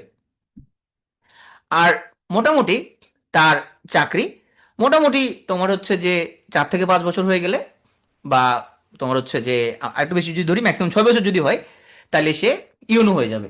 ইউনো হয়ে গেলে সে নিজের জন্য আলাদা তোমার হচ্ছে বাংলো পাবে, গাড়ি পাবে। হ্যাঁ, যেহেতু সকল অফিসে সমন্বয় করার কাজ, এই জন্য অ্যাডমিন ক্যাডারের লোকজনকে মানুষ বেশি চেনে। উপজেলায় ইউনোকে সবাই চেনে, জেলায় ডিসিকে মোটামুটি সবাই চেনে। দেশি বিদেশি ট্রেনিং এবং স্কলারশিপ যথারীতি সব ক্যাডারে মোটামুটি সুযোগ পাওয়া যায়। লিয়েনে কাজ করা যায়। প্রেষণে বলতে একজন পুলিশ ক্যাডারের অফিসার যদি সে র্যাবে কাজ করে, এটাকে বলা হয় প্রেষণে কাজ করা। তাহলে এখানে মোটামুটি 6 বছর ইউনো, 10 বছরে মোটামুটি উপসচিব হইতে পারবে। এটা মোটামুটি তোমার এই পর্যন্ত মোটামুটি ফিক্স। এরপরে প্রমোশনটা একটু স্লো। আর একদম কাছ থেকে সাধারণ জনগণের জন্য সেবা করার জন্য এইটা সবচেয়ে ভালো ক্যাডার। আসো পুলিশ ক্যাডার। পুলিশ ক্যাডার সুযোগ সুবিধার মধ্যে সিভিল সার্ভিসের ক্যাডারগুলোর মধ্যে একমাত্র পুলিশ ক্যাডার যেখানে সব অফিসারই ইউএন মিশনে যাইতে পারে। তো ইউএন মিশনে তো গেলে এখানে মোটামুটি 1 বছর থাকলে সে মোটামুটি ভালো একটা তোমার আয় রোজগার করতে পারবে। যদি কোনো ঝুঁকি থাকে সে ঝুঁকি বাধা পাবে, রেশন পাবে। পুলিশ হাসপাতালে আলাদা করে সেখানের মধ্যে শুধু পুলিশদের জন্য চিকিৎসার ব্যবস্থা আছে। একমাত্র এই ক্যাডারে যোগদানের পর থেকেই সে নিজের গাড়ি পেয়ে যাবে, বডিগার্ড পেয়ে যাবে, ড্রাইভার পেয়ে যাবে। হ্যাঁ, এবং থাকার জন্য বাড়িও পেয়ে যাবে। আর যেখানেই পোস্টিং হোক না কেন তার থাকা এবং যাতায়াতের ব্যবস্থা সরকারিভাবে দেওয়া হবে। যথারীতি সব ক্যাডারের মধ্যে দেশি বিদেশি প্রশিক্ষণ, উচ্চশিক্ষার সুযোগ এখানে আছে। এখন আসো তোমার কাস্টম ক্যাডার। অনেকের জন্য কাস্টম ক্যাডার আবার হচ্ছে যে টপ চয়েস। অ্যাডমিনের থেকেও কাস্টমারের জন্য পরীক্ষা দিচ্ছে। হ্যাঁ, এবার তোমার হচ্ছে 44-এ অ্যাডমিন ছিল, 45-এ আবার তোমার কাস্টম পাইছে। হ্যাঁ, এরকম আছে। তো কাস্টম অনেকের জন্য টপ চয়েস। কেন? কাস্টমের পদোন্নতি খুবই ফাস্ট। যেহেতু এখানে লোকজন কম, অ্যাডমিনের চেয়ে অনেক ফাস্ট কাস্টমের পদোন্নতি। লোকজন যেহেতু কম, সবাই সবাইকে চিনে। মনে হয় 4 বছর এখানে তোমার হচ্ছে প্রথম প্রমোশনটা সে পেয়ে যাবে। হ্যাঁ, আর বৈধভাবে কি ইনকাম করতে পারবে যদি সে শুল্ক ফাঁকি ধরতে পারে, চোরাচালান ধরতে পারলে তার পুরো টিমের জন্য যত টাকার চোরাচালান ধরতে পারবে বা শুল্ক ফাঁকি ধরতে পারবে, তার পুরো টিম একটা অংশ ইনসেন্টিভ পেয়ে যাবে। তাহলে অনেস্টলি কিন্তু এখানে সে টাকা পয়সা রোজগার করতে পারবে, গাড়ি তো পাবেই। অডিট ক্যাডার খুবই পাওয়ারফুল ক্যাডার, যেহেতু সব ক্যাডারের টাকা পয়সা আর হিসাব নিকাশ করে। হ্যাঁ, অডিট ক্যাডার যদি আটকায় দেয় তাহলে কিন্তু ওর একজন প্রমোশন, পেনশন মানে সবকিছু আটকায় যাবে। কিন্তু খুবই পাওয়ারফুল ক্যাডার। এই সুবিধা কি 90% পোস্টিং ঢাকায় হয়। এখানেও যথারীতি প্রমোশন এবং বিদেশ ভ্রমণ করার সুযোগ ভালো পাওয়া যায়। তাহলে এটার বড় সুবিধা হচ্ছে এখানে বেশিরভাগ পোস্টিং ঢাকায় হবে। আর বাকি 10% অ্যাটলিস্ট বিবেকীয় শহর হবে, ওর কখনোই গ্রামে যাইতে হবে না, বিবেকীয় শহরেই থাকবে আজীবন সে। ট্যাক্স কাটার এখানেও তোমার হচ্ছে যে অন্য ক্যাডারের মতো সুবিধাগুলোর পাশাপাশি সে যদি তার টার্গেট যেটা, সেই রাজস্ব যদি আদায় করতে পারে তাহলে সে ইনসেন্টিভ পাবে। তাহলে বৈধভাবে এখানে সে বেশ ভালো টাকা পয়সা কামাই করতে পারবে। কোন ক্যাডারটা ভালো, ভালো খারাপ আসলে এইভাবে হয় না, সেটা ডিপেন্ড করে মানুষের লাইফস্টাইলের উপরে, কার কোনটা চাওয়া। এখানে ভালো বা মন্দ না, আমরা যদি বলি আপেল ভালো না কমলা ভালো, এরকম যেরকম কোনো আনসার হয় না। কারো কাছে আপেল ভালো লাগবে, কারো কাছে কমলা ভালো লাগবে। বিফ ভালো না মাটন ভালো, এটার জন্য আনসার নাই। কারো কাছে বিফ ভালো লাগে, কারো মাটন ভালো লাগে। হ্যাঁ, তাহলে ওই ক্যারারগুলো এটা মানুষের চয়েস, পছন্দ। তাহলে পছন্দ মানে হচ্ছে কার কোন ধরনের জবটা তার লাইফস্টাইলের সাথে যাবে। ধরো একজনের অ্যাডমিন ক্যাডার, চিন্তা করলো অ্যাডমিন ক্যাডার, ওর খুব তোমার হচ্ছে অ্যাডমিন ক্যাডার যেতে চাইছে, কিন্তু অ্যাডমিন ক্যাডার, পুলিশ ক্যাডার এখানে 24/7 হচ্ছে অকুপার সে। এখানে কোনো সরকারি ছুটি, ঈদ, পূজা, কোরবান, অল টাইম ডিউটিতে থাকবে সে 24/7। ফ্যামিলি মেনটেন, এখানে কোনো ফ্যামিলি লাইফের জন্য আলাদা করে তুমি হচ্ছে এটা ভাবলে হবে না। কারণ 24/7 সে হচ্ছে যে তোমার মোটামুটি ডিউটি। ধরো ইউনো যদি তোমার ডিউটিতে না থাকে, তুমি তো উপজেলা কেমনে চলবে, তাই না? তাইলে এখানে তোমার ছুটি ছাটা, ঈদ কোরবানোর সময় তো তুমি ডিউটিতে থাকবা। হুম, মোটামুটি লাইফ সে দায়িত্বের জন্য স্যাক্রিফাইস করে দেওয়ার মতো একটা অবস্থা। এখন যার মনে হবে না আমি 24/7 এর তো হেক্টিক জব করতে পারবো না, এত প্রেশার নিতে পারবো না, এত দায়িত্ব সম্ভব না, তাহলে তো সে অ্যাডমিন এবং পুলিশ চয়েস করে কোনো একটা লাভ হবে না। আরো কারো যদি এরকম ইয়ে থাকে, অ্যাডমিনে থাকলে তো ওকে একদম একদম প্রত্যন্ত গ্রামে ও যাইতে হবে, ওকে উপজেলা লেভেলে তাকে যাইতে হবে তো, হ্যাঁ, অনেকদিন উপজেলা তাকে থাকতে হবে। এখন কিছু মনে করেন আমি জীবন উপজেলা যেতে চাই না, আমি গ্রামে কোনোদিনও যাবো না, হ্যাঁ, আমি এরকম প্যাক কাদা এগুলো এগুলো পারাইতে চাই না, আমি একদম ঢাকার মধ্যে এসি অফিসের মধ্যে করতে চাই, তাহলে তার জন্য হচ্ছে তোমার এমন ক্যাডার যেগুলো কিন্তু কোনো উপজেলা পর্যায়ে পোস্টিং নাই, অডিটের উপজেলা পর্যায়ে কোনো পোস্টিং নাই, ট্যাক্স জেলা পর্যায়ে পর্যন্ত আছে। তাহলে কেরিয়ার প্ল্যানটা ডিপেন্ড করবে মানুষের চয়েসের উপরে। আবার কি মনে করলো আমি হচ্ছে যে আমার পার ডে একটা তো লেকচার নিব, এইটুকু শিক্ষকতা খুব ভালো লাগে, তাহলে তার জন্য হচ্ছে তার নিজের সাবজেক্ট রিলেটেড টেকনিক্যাল ক্যাডার, যে ডাক্তার ও চিন্তা করলো সে কনসালটেন্ট হবে, সে অনেক রুগী দেখবে, চেম্বার করবে, তাহলে তো সে জেনারেল ক্যাডার কেন পরীক্ষা দেবে, সে তো নিজের স্বাস্থ্য ক্যাডারেই থাকবে। আবার কোন কোন ডাক্তারের চয়েস থাকে যে সে ডাক্তারি করবে না, সে পুলিশে আসবে, অ্যাডমিনে আসবে, ফরেনে আসবে, কাস্টমসে আসবে, অনেক ডাক্তার কাস্টমসে আসতেছে এখন, হ্যাঁ। তাহলে এটা কোনোটা ভালো বা মন্দ না, ওটা হলো তোমার চয়েস। সো এই কোশ্চেন আনসার আসলে আমরা দিতে পারবো না যে ভাইয়া কোন ক্যাডার আমার জন্য ভালো হবে, কোন ক্যাডার কার জন্য ভালো হবে, এটা সম্পূর্ণ তোমার নিজের একটা পার্সোনাল চয়েস, হ্যাঁ। আসো টেকনিক্যাল ক্যাডারগুলো নিয়ে যদি কথা বলি, সাধারণ শিক্ষা স্বাস্থ্য যে ক্যাডারে তুমি জয়েন করো না, প্রথম তুমি নবম গ্রেডের একটা পোস্টে জয়েন করবা, তাহলে এখানে তোমার লেকচারারের পোস্টে জয়েন করবা। এরপরে যেহেতু শিক্ষা ক্যাডার স্বাস্থ্য ক্যাডার এখানে লোকবল অনেক বেশি, এবং এগুলোর প্রমোশনের জন্য তোমার সার্টেন রিকোয়ারমেন্ট আছে। ডাক্তার যেরকম প্রমোশনের জন্য তাকে পোস্ট গ্রাজুয়েশন থাকা লাগবে, শিক্ষা ক্যাডারের সেম, সে সহকারী অধ্যাপক হওয়ার জন্য তার এমফিল করা লাগবে, যেরকম রিকোয়ারমেন্ট থাকে। এই জন্য এগুলো এই ধরনের ক্যাডারগুলিতে প্রমোশন খুবই স্লো। টেকনিক্যাল বেশিরভাগ ক্যাডারের প্রমোশন খুবই স্লো এবং খুব সমস্যা জর্জরিত, অনেক লোকজন আছে এখানের মধ্যে। আরেকটা ব্যাপার বলি, কোনো টেকনিক্যাল ক্যাডারের, যেমন শিক্ষা ক্যাডারের যে অফিসার লেকচারার বসে জয়েন করলো, সে কিন্তু কোনোদিনও শিক্ষা বিভাগের শিক্ষা মন্ত্রণালয়ের সচিব হবে না। একজন ডাক্তার সে কোনোদিনও স্বাস্থ্য মন্ত্রণালয়ের সচিব হবে না। একজন কৃষিবিদ কখনোই কৃষি মন্ত্রণালয়ের সচিব হবে না। একজন ইঞ্জিনিয়ার কখনোই তার মন্ত্রণালয়ের সচিব হবে না, সচিব হবে অ্যাডমিন ক্যাডার থেকে সবগুলাই। স্বাস্থ্যের সচিব অ্যাডমিন ক্যাডার, শিক্ষা সচিব অ্যাডমিন ক্যাডার, প্রকৌশলের সচিবও অ্যাডমিন ক্যাডার থেকেই আসবে। তো এটা নিয়ে আবার টেকনিক্যাল ক্যাডারগুলোর মধ্যে তোমার কিছুটা হতাশা বা কিছুটা ইয়া কাজ করে যে সে তার নিজের ক্যাডারের, এবং প্রত্যেক টেকনিক্যাল ক্যাডারের কিন্তু গ্রেড ওয়ান পোস্ট খুবই কম, হ্যাঁ। তো এটা একটা টেকনিক্যাল ক্যাডারগুলোর জন্য একটা সমস্যা। এখন যার টিচারই হইতে ভালো লাগে তাহলে তো ও তো ওর জন্য তো আসলে সাধারণ শিক্ষাই, কেউ কেউ থাকবে যে ওর টিচারই হইতে হবে তার, হ্যাঁ। ডাক্তারদের মধ্যে তো অল্প যায় জেনারেল ক্যাডারে, যেহেতু ডাক্তারদের তোমার তার মেইন ক্যারিয়ারটা হচ্ছে ডাক্তারি করা, পেশেন্ট দেখা, তাহলে সেই জন্য ডাক্তার হচ্ছে স্বাস্থ্য ক্যাডার। ভাই স্বাস্থ্য এবং ফ্যামিলি প্ল্যানিং মেডিকেল দুটোর মধ্যে পার্থক্য কোন জায়গায়? পার্থক্য হচ্ছে স্বাস্থ্য ক্যাডারে তোমার হচ্ছে যে কেরিয়ার ল্যাডার অনেক বিস্তৃত, হ্যাঁ? এখানে তুমি অ্যাডমিনিস্ট্রেটিভ যে পোস্টগুলো ধরো ইউএচএনএ পিও, স্বাস্থ্য অধিদপ্তরের তোমার হচ্ছে যে পরিচালক, হ্যাঁ, তারপরে তোমার ধরো সিভিল সার্জন, এরকম অ্যাডমিনিস্ট্রেটিভ পোস্ট পাওয়া যায়। আবার ক্লিনিক্যাল লাইনে পোস্ট পাবে, বেসিক সাবজেক্ট আছে, হ্যাঁ, অনেক বিস্তৃত পোস্ট আছে, রাইট। কিন্তু ফ্যামিলি প্ল্যানিং এর, যেহেতু ফ্যামিলি প্ল্যানিং হচ্ছে যে তোমার মোটামুটি বেশি অ্যাডমিন ক্যাডার নিয়ন্ত্রিত, সেজন্য ফ্যামিলি প্ল্যানিং ক্যাডারের একজন মেডিকেল অফিসার সর্বোচ্চ হয়তো একটা জেলার প্রধান হতে পারবে সর্বোচ্চ, এর উপরে যাওয়াটা একটু ডিফিকাল্ট, হ্যাঁ। তার মানে একটা সার্টেন লেভেলে গিয়ে ব্লক পোস্টিং। তো তোমাদের জন্য আসার ব্যাপার হচ্ছে যে স্বাস্থ্য ক্যাডারে যতগুলো পোস্ট থাকে এগুলোই ফিল আপ হয় না সবসময়, ওকে। আর ফ্যামিলি প্ল্যানিং এ তোমার যদি সুযোগ সুবিধা যদি বলো, তাহলে সেখানে যে তাদের ফিল্ড ওয়ার্ক আছে, ফিল্ড ওয়ার্কের জন্য আলাদা ভাতা পাওয়া যায়, ভ্যাসোক্টমি লাইগেশন এগুলো করার জন্য আলাদা করে ভাতা পাওয়া যায়। আর প্রত্যেকটা টেকনিক্যাল ক্যাডারে আলাদা আলাদা কিছু সুযোগ সুবিধা আছে। শিক্ষা ক্যাডারে যেমন শিক্ষা ক্যাডারে টিচার কিন্তু স্টুডেন্ট পড়ায়, তো সেখান থেকে আর্নিং হয়। স্বাস্থ্য ক্যাডারের ডাক্তাররা তারা আলাদা চেম্বার করে, আর্নিং হয়। কৃষি ক্যাডারের তোমার কৃষিবিদরা তারা মানুষকে পরামর্শ দেয়, সেখান থেকে আর্নিং হয়। তারপর তোমার হচ্ছে যে ভেটেরিনারি থেকে ডাক্তাররা তারা বিভিন্ন জনের যে প্রাইভেট ফার্ম আছে সেখানে গিয়ে লোকজনকে তার পশু নিয়ে পরামর্শ দেয়, সেখান থেকে তার আর্নিং হয়। মৎস্য ক্যাডার যারা, সে অন্যদের প্রাইভেট যে ফার্মে গিয়ে সেখানে পরামর্শ দেয়, আর্নিং হয়। প্রত্যেকটা ক্যাডার ভিত্তিক তাদের নিজে আর্নিং এর এরকম ব্যবস্থা আছে, কিন্তু ওগুলো আছে তোমার যে আমরা যেটাকে বললাম প্রশিক্ষণ, বাইরে উচ্চশিক্ষা, সবকিছু সেগুলো অন্য ক্যাডারদের মতোই আছে সেগুলো।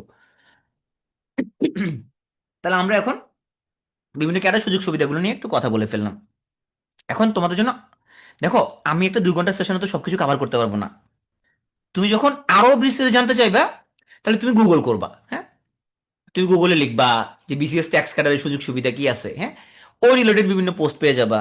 তাহলে এই ক্যাডার চয়েসটা তোমার জন্য কোন ক্যাডার ভালো হবে, এটার অ্যান্সার আমরা দিতে পারবো না। হুম, এইটার অ্যান্সার তোমার নিজের কাছে, নিজের লাইফস্টাইলের সাথে। হ্যাঁ, হ্যাঁ, কিছু ক্ষেত্রে এরকম, বিশেষ করে মেয়েদের ক্ষেত্রে আমরা এরকম প্রশ্ন, ভাইয়া মেয়েদের মধ্যে জেনারেল ক্যাডারের কোন কোন ক্যাডারের মধ্যে এরকম আমি হচ্ছে যে পর্দা মেনটেন করে আমি সব করতে, বেশিরভাগ ক্যাডার দিয়ে পর্দা মেনটেন করে করতে পারবা, পর্দা নিয়ে কোনো ক্ষেত্রে ইস্যু নাই। অনেক কোশ্চেন থাকে, ভাই আমি খুবই একটা ধার্মিক একটা লাইফ লিড করি, আমি এখানে কোন ক্যাডার ভালো হবে। তুমি এখানে এমন কোনো ক্যাডার নাই যেখানে তোমার ধর্ম তোমার পালনে বাধা আসবে বা ধর্ম পালন করতে পারবা না, এ কোনো ক্যাডারে নাই এরকম, তুমি মোটামুটি করতে পারবা। ওকে, আসো আমরা এখন জানি বিসিএস পরীক্ষার ধাপগুলো কি কি। প্রথম প্রিলিমিনারি পরীক্ষা, এটাকে বলে বাছাই পর্ব। তার মানে এই পরীক্ষায় যে নম্বর আমরা পাই, এটা পরবর্তীতে ক্যারিয়ন হবে না, মানে ওখানে আর যোগ হবে না। প্রিলিমিনারিতে তুমি বাছাই পরীক্ষা উত্তীর্ণ হয়েছো, উত্তীর্ণ হলে লিখিত পরীক্ষা, এটাতে উত্তীর্ণ হলে মৌখিক পরীক্ষা। এই লিখিত আর মৌখিক, এই দুটার নম্বর দিয়ে মেরিট লিস্ট হবে। লিখিত 900, মৌখিকের 100, এই দুটা মিলে টোটাল যে 1000 নম্বর, এখানে মেরিট লিস্ট হবে। এরপর স্বাস্থ্য পরীক্ষা, পুলিশ ভেরিফিকেশন, এগুলো জটিল কিছু না। স্বাস্থ্য পরীক্ষা এখানের মধ্যে তোমার হচ্ছে যে ডোপ টেস্ট একটা গুরুত্বপূর্ণ অংশ, আর বাকি এখানে কোনো ঝামেলা তেমন কিছু নাই। হ্যাঁ, আর পুলিশ ভেরিফিকেশনে এখানে তোমার সাই ঠিকানা এবং বর্তমান ঠিকানা এগুলো ভেরিফাই করবে। তাহলে এইটা হচ্ছে মোটামুটি ধাপ। আসো এখন আমরা স্টেপ বাই স্টেপ যাই। প্রথমে হবে তোমার প্রিলিমিনারি পরীক্ষা, এটা বলে বাছাই করবো। তাহলে মোট প্রাপ্ত নম্বরে যোগ হবে না, 120 পাইলো যে পাশ করলো, 150 পাইলো সেম। এবং প্রিলির প্রশ্ন সবার জন্য একই, যে জেনারেল পরীক্ষা দিবে তার জন্য যা, যে শুধু টেকনিক্যালে দিবে তার জন্য যা, যে বোধ করে দিবে তার জন্য একই, একই প্রশ্নে সবার পরীক্ষা হবে এবং কাটমার্কও সবার জন্য একই। হ্যাঁ, চলো দেখে নেওয়া যাক প্রিলি সিলেবাস। 50 BCS থেকে প্রিলি সিলেবাসটা কিছুটা পরিবর্তন আসছে। কি পরিবর্তন আসছে আমরা একটু দেখি। বাংলায় আগে ছিল 35, এখন হলো 30। ইংরেজিতে আগে ছিল 35, এখন হচ্ছে 30। তাহলে বাংলা ইংরেজি 70 থেকে এখন 60 নম্বর নিয়ে আসছে। বিসিএস এর যে সিলেবাস, এটা একটা স্ট্যান্ডার্ড সিলেবাস, এটা যদি কাভার করো তাহলে তোমার অন্য চাকরি পরীক্ষা যেগুলো আছে, যেমন প্রাইমারি প্রধান শিক্ষক, এনটিআরসি এবং অন্য যত সরকারি পরীক্ষা আছে, সবগুলো কাভার হয়ে যাবে। ব্যাংকের জন্য আলাদা করে শুধু ব্যাংক ম্যাথের শুধু ব্যাংক ম্যাথ অ্যারিথমেটিক, মানে পাটিগণিতটা আলাদা করে করা লাগবে। আর বিসিএস প্রস্তুতি নিলে মোটামুটি বাকি সব চাকরি পরীক্ষা কাভার হয়ে যাবে। বিসিএস পরীক্ষা যদি হয় একটা সাগর, সেই সাগর থেকে যদি এক বালতি পানি নাও, ওই এক বালতি পানি হলো অন্য চাকরির প্রস্তুতি। এটা সবচেয়ে বড় প্রস্তুতি, এটা যদি কেউ নিয়ে নেয় অন্য চাকরির পরীক্ষা কাভার হয়ে যায় তার। বাংলাদেশ বিষয়াবলী আগে ছিল 30, এখন 25। আন্তর্জাতিক আগে ছিল 20, এখন হচ্ছে 25। তাহলে এই দুইটা টোটাল কিন্তু 50, ঠিক আছে, টোটাল 50, এখন দুটো ইকুয়াল করে ফেলছে। আসি আমরা, আর কি চেঞ্জ আসছে। গণিতে আগে ছিল 15, এখন গণিতে হচ্ছে 20। তাহলে গণিতের 20 আর মানসিক দক্ষতার 15 হয়ে গেল 35। আগে এখানে 30 ছিল। কম্পিউটার 15 আগের মতোই, বিজ্ঞান 15, ভূগোল 10। নৈতিকতা মূল্যবোধে আগে ছিল 10, এখন হচ্ছে 15। টোটাল 200 নম্বর, ঠিক আছে। প্রিলি যদি উত্তীর্ণ হয়, প্রিলি উত্তীর্ণ কেমনে হয়, বিসিএস এ বলে দেয় কয়টা সিট আছে তোমার জেনারেল এবং টেকনিক্যাল মিলায়া। ধরলাম টোটাল সিট হলো 2000। পিএসসি চিন্তা করবে এই 2000 সিটের এগেনস্টে তারা কতজনের লিখিত পরীক্ষা নিবে। তাহলে ওদের যদি প্ল্যান হয় 1:3, তাহলে 6000 জনকে সে টিকাবে। ভাই প্রিলিতে কত বলে পাস, কত বলে পাস বলতে কিছু নাই। বিশ্ববিদ্যালয়ে টিকার জন্য যেরকম তোমাকে যতটা সিট আছে অত মেরিট লিস্টের ভিতরে থাকতে হয়, এখানেও সেম। তাহলে পিএসসি যদি চিন্তা করে ওরা 2000 সিটের এগেনস্টে 6000 জনকে টিকাবে প্রিলিমিনারিতে, তাহলে তোমাকে 6000 জনের ভিতরে থাকতে হবে। প্রশ্ন যদি কঠিন হয়, তাইলে 200-র মধ্যে দেখা যাবে 90 পাইয়াও তুমি 6000-এর মধ্যে চলে আসছো। আর প্রশ্ন যদি সহজ হয়, তাহলে দেখা যাবে 200-র মধ্যে 110 পাইয়াও তুমি 6000-এর মধ্যে আসে নাই। তাহলে কাটমার্ক কি জিনিস, তুমি 6000তম হওয়ার জন্য যত স্কোর করা লাগবে ওইটাই কাটমার্ক। তো এইটা তো আসলে ডিপেন্ড করবে প্রশ্ন ইজি হয়েছে নাকি প্রশ্ন কঠিন হয়েছে। বিশ্ববিদ্যালয় ভর্তি পরীক্ষা যেরকম তোমরা দেখছো, প্রশ্ন ইজি হলে সবাই অনেক নম্বর পেয়ে গেছে, কঠিন হলে সবাই অনেক কম নম্বর পেয়েছে। এইখানেও আসলে জিনিসটা ওইরকম। পিএসসি চাইলে 2000 সিটের এখানে সে 4000 টাকা, এটা ওর ইচ্ছা, ফিক্স না ও কতজনকে টিকাবে, ওর ইচ্ছা। তবে আমরা এখন যেটা দেখতে পাচ্ছি যে পিএসসি কিন্তু অনেক কম টেকাচ্ছে।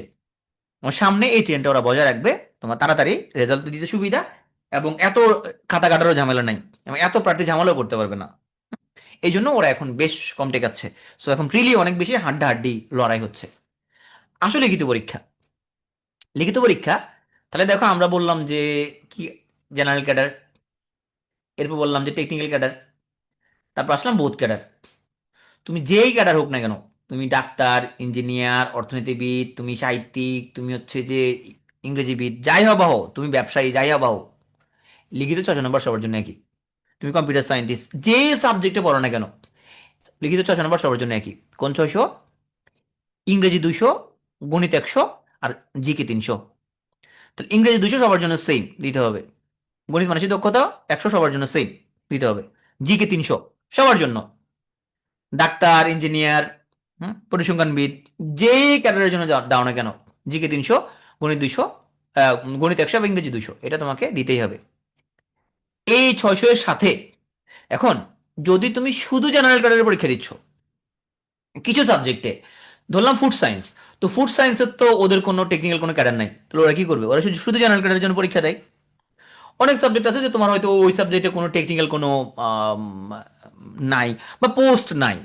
হ্যাঁ, ধরো একজন পালি থেকে পড়ছে, এবং পালি ওই ওই ওই বছর পালি থেকে কোনো পোস্ট নাই, পালি লেকচারের পোস্টে কোনো পোস্ট নাই, তাহলে সে কি করবে, শুধু শুধু জেনারেল ক্যাডারের পরীক্ষা দিবে। তাইলে যদি কেউ শুধু জেনারেল ক্যাডারের পরীক্ষা দেয়, তাহলে এই 600 এর সাথে, এই 600 এর সাথে তাকে বাংলা 200, মানে বাংলা প্রথম ও দ্বিতীয় পত্র 200, আর বিজ্ঞান 100। তাইলে আগে ছিল 600, তার সাথে এই 200 আর 100 হয়ে গেল কত, 900। এই হয়ে গেল জেনারেল ক্যাডার। এই 600 দিতে হবে মাস্ট, তার সাথে বাংলা হলো 200, আর বিজ্ঞান হলো 100, টোটাল 900।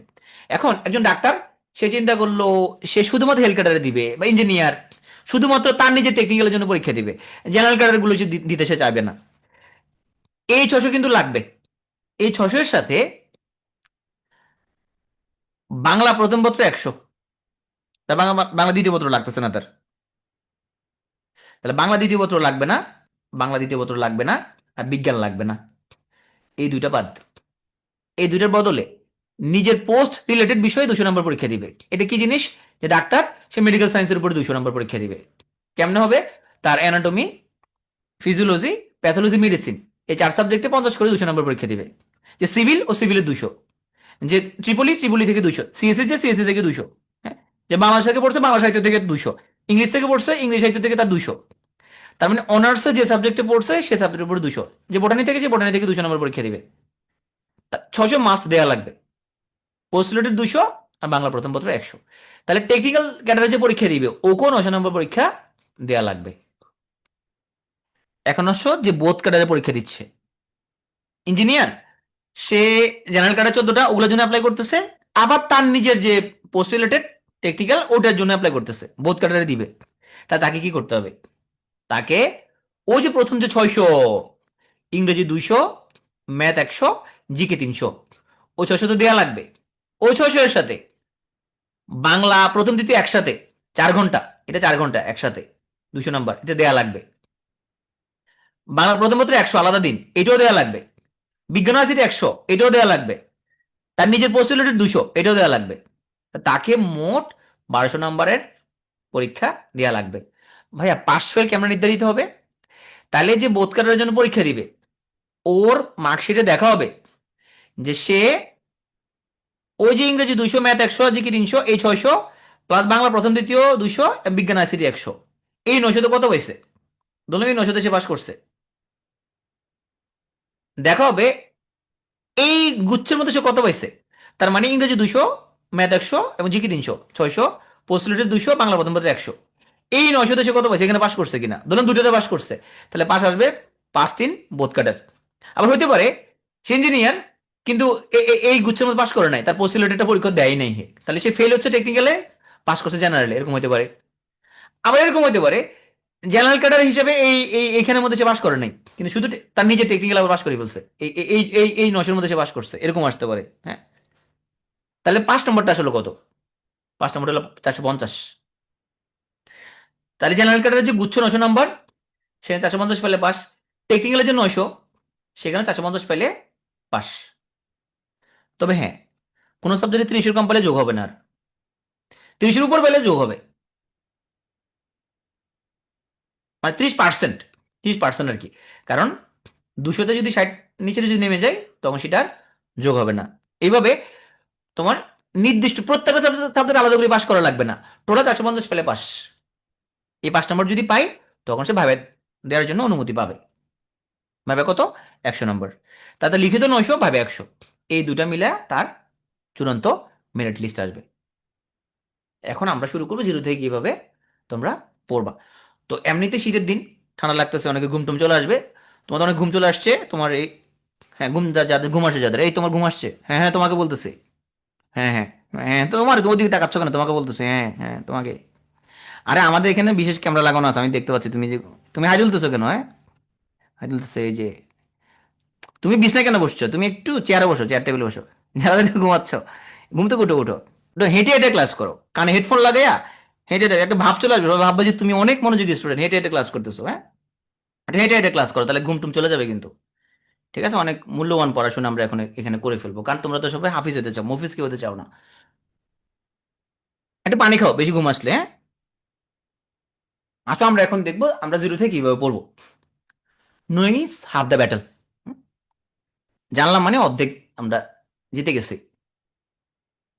বিসিএস এর সিলেবাস প্রিন্ট করে কয়েকবার পড়বা, প্রিন্ট করে দাগায় দাগায় পড়বা। পিএসসির ওয়েবসাইটে পিএসসি সিলেবাস পাওয়া যায়। এটা প্রথম কাজ তোমাদের। সেকেন্ড কাজ, 35তম বিসিএস থেকে 49তম বিসিএস পর্যন্ত সবগুলো প্রিলির প্রশ্ন। তো এখানের মধ্যে 39, 42 এবং 48, 49, এগুলো হচ্ছে স্পেশাল বিসিএস। স্পেশাল বিসিএস এর মধ্যে ওই জেনারেলের, মানে প্রিলিতে জেনারেলের সাবজেক্টগুলো থেকে 100 নম্বর ছিল, নিজের সাবজেক্ট থেকে 100 নম্বর ছিল। হ্যাঁ, সেখানে পুরো 200 পাবা না।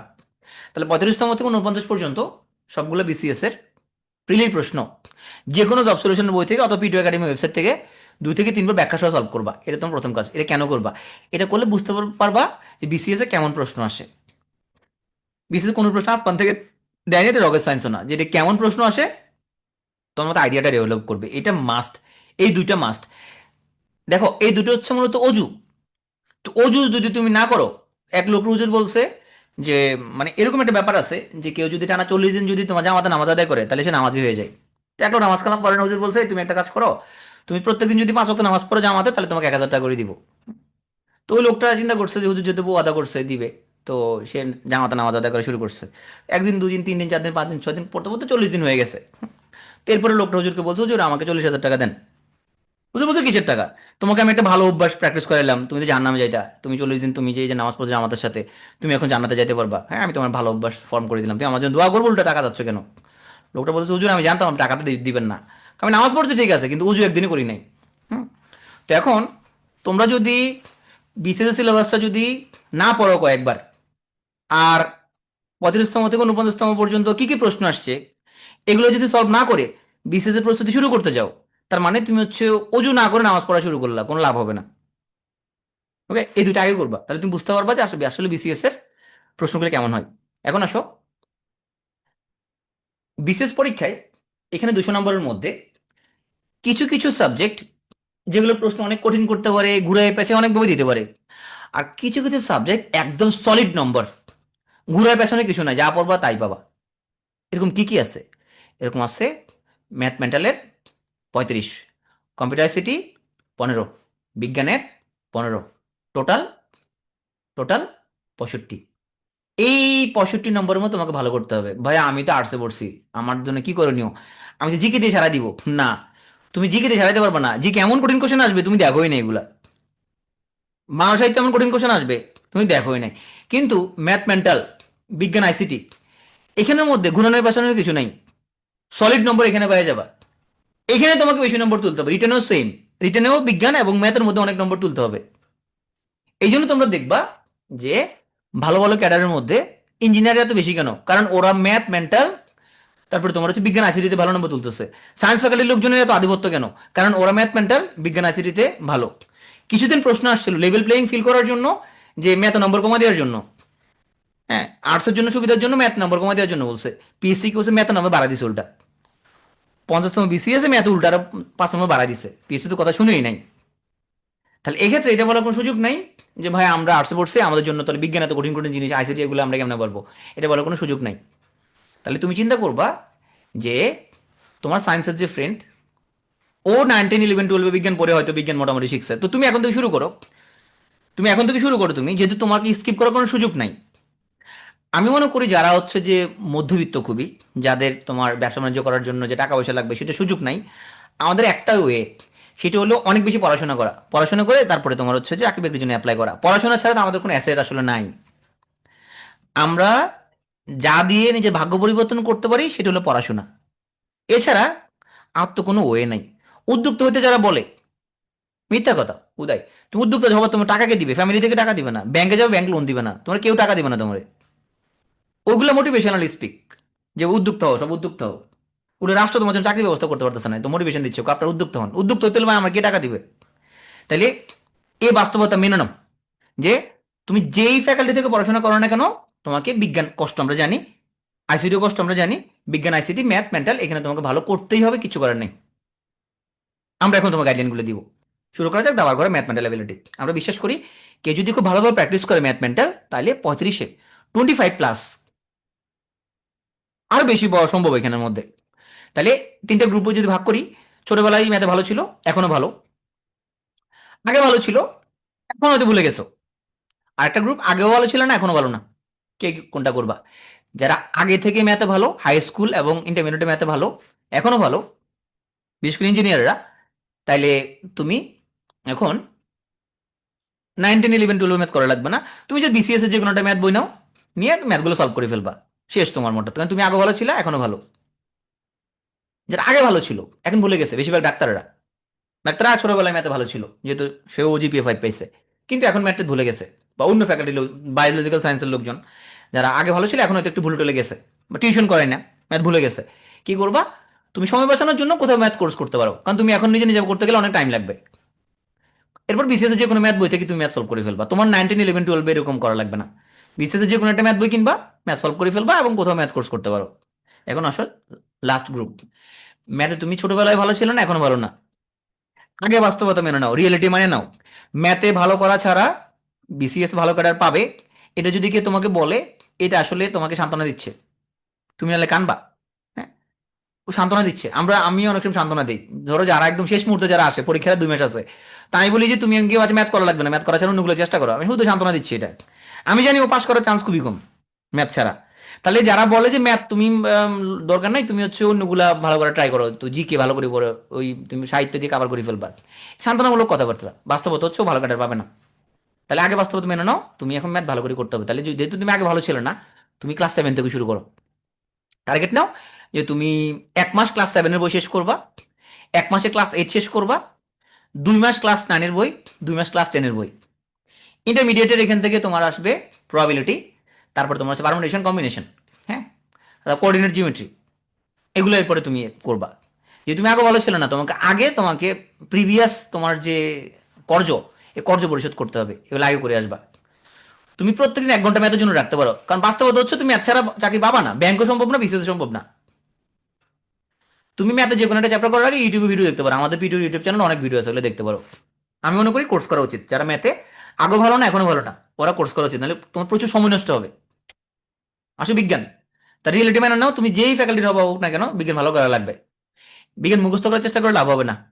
আমি একটু ফাস্ট যাচ্ছি, নাহলে আমি শেষ করতে পারবো না। কনসেপ্ট ধরতে হবে। কোন একটা টপিক পড়ার আগে কাবিলগিরি না করে ইউটিউব থেকে ভিডিও দেখবা, আগে আগে দেখবা ভিডিও, তারপর পড়তে বসবা। যারা তোমরা আর্টসে পড়ো, তোমার ফ্রেন্ডের কাছে তুমি প্রাইভেট পড়তে পারো। হুম, তবে তুমি যদি মেয়ে হও, তোমার ছেলে বন্ধুর কাছে প্রাইভেট পড়ার দরকার নাই, প্রেম ভালোবাসা হয়ে যাবে পরে।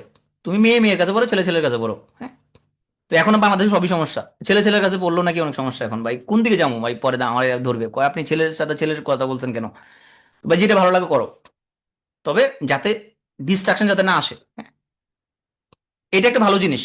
তোমার যদি কোনো সায়েন্স ফ্যাকাল্টির বন্ধু থাকে, ওরা বলো যে বন্ধু আমি তোমার এই প্রতিদিন চা নাস্তা খাওয়ামো, আমার একটু তুমি সুন্দর করে একদম বুঝে বুঝে এক অল্প থেকে একদম শূন্য থেকে আমাকে তুমি একটা চ্যাপ্টার, কেমিস্ট্রি, ফিজিক্স, তারপর তোমার বায়োলজি, হ্যাঁ, মানব দেহগুলো একটা একটা করে পড়াই দাও।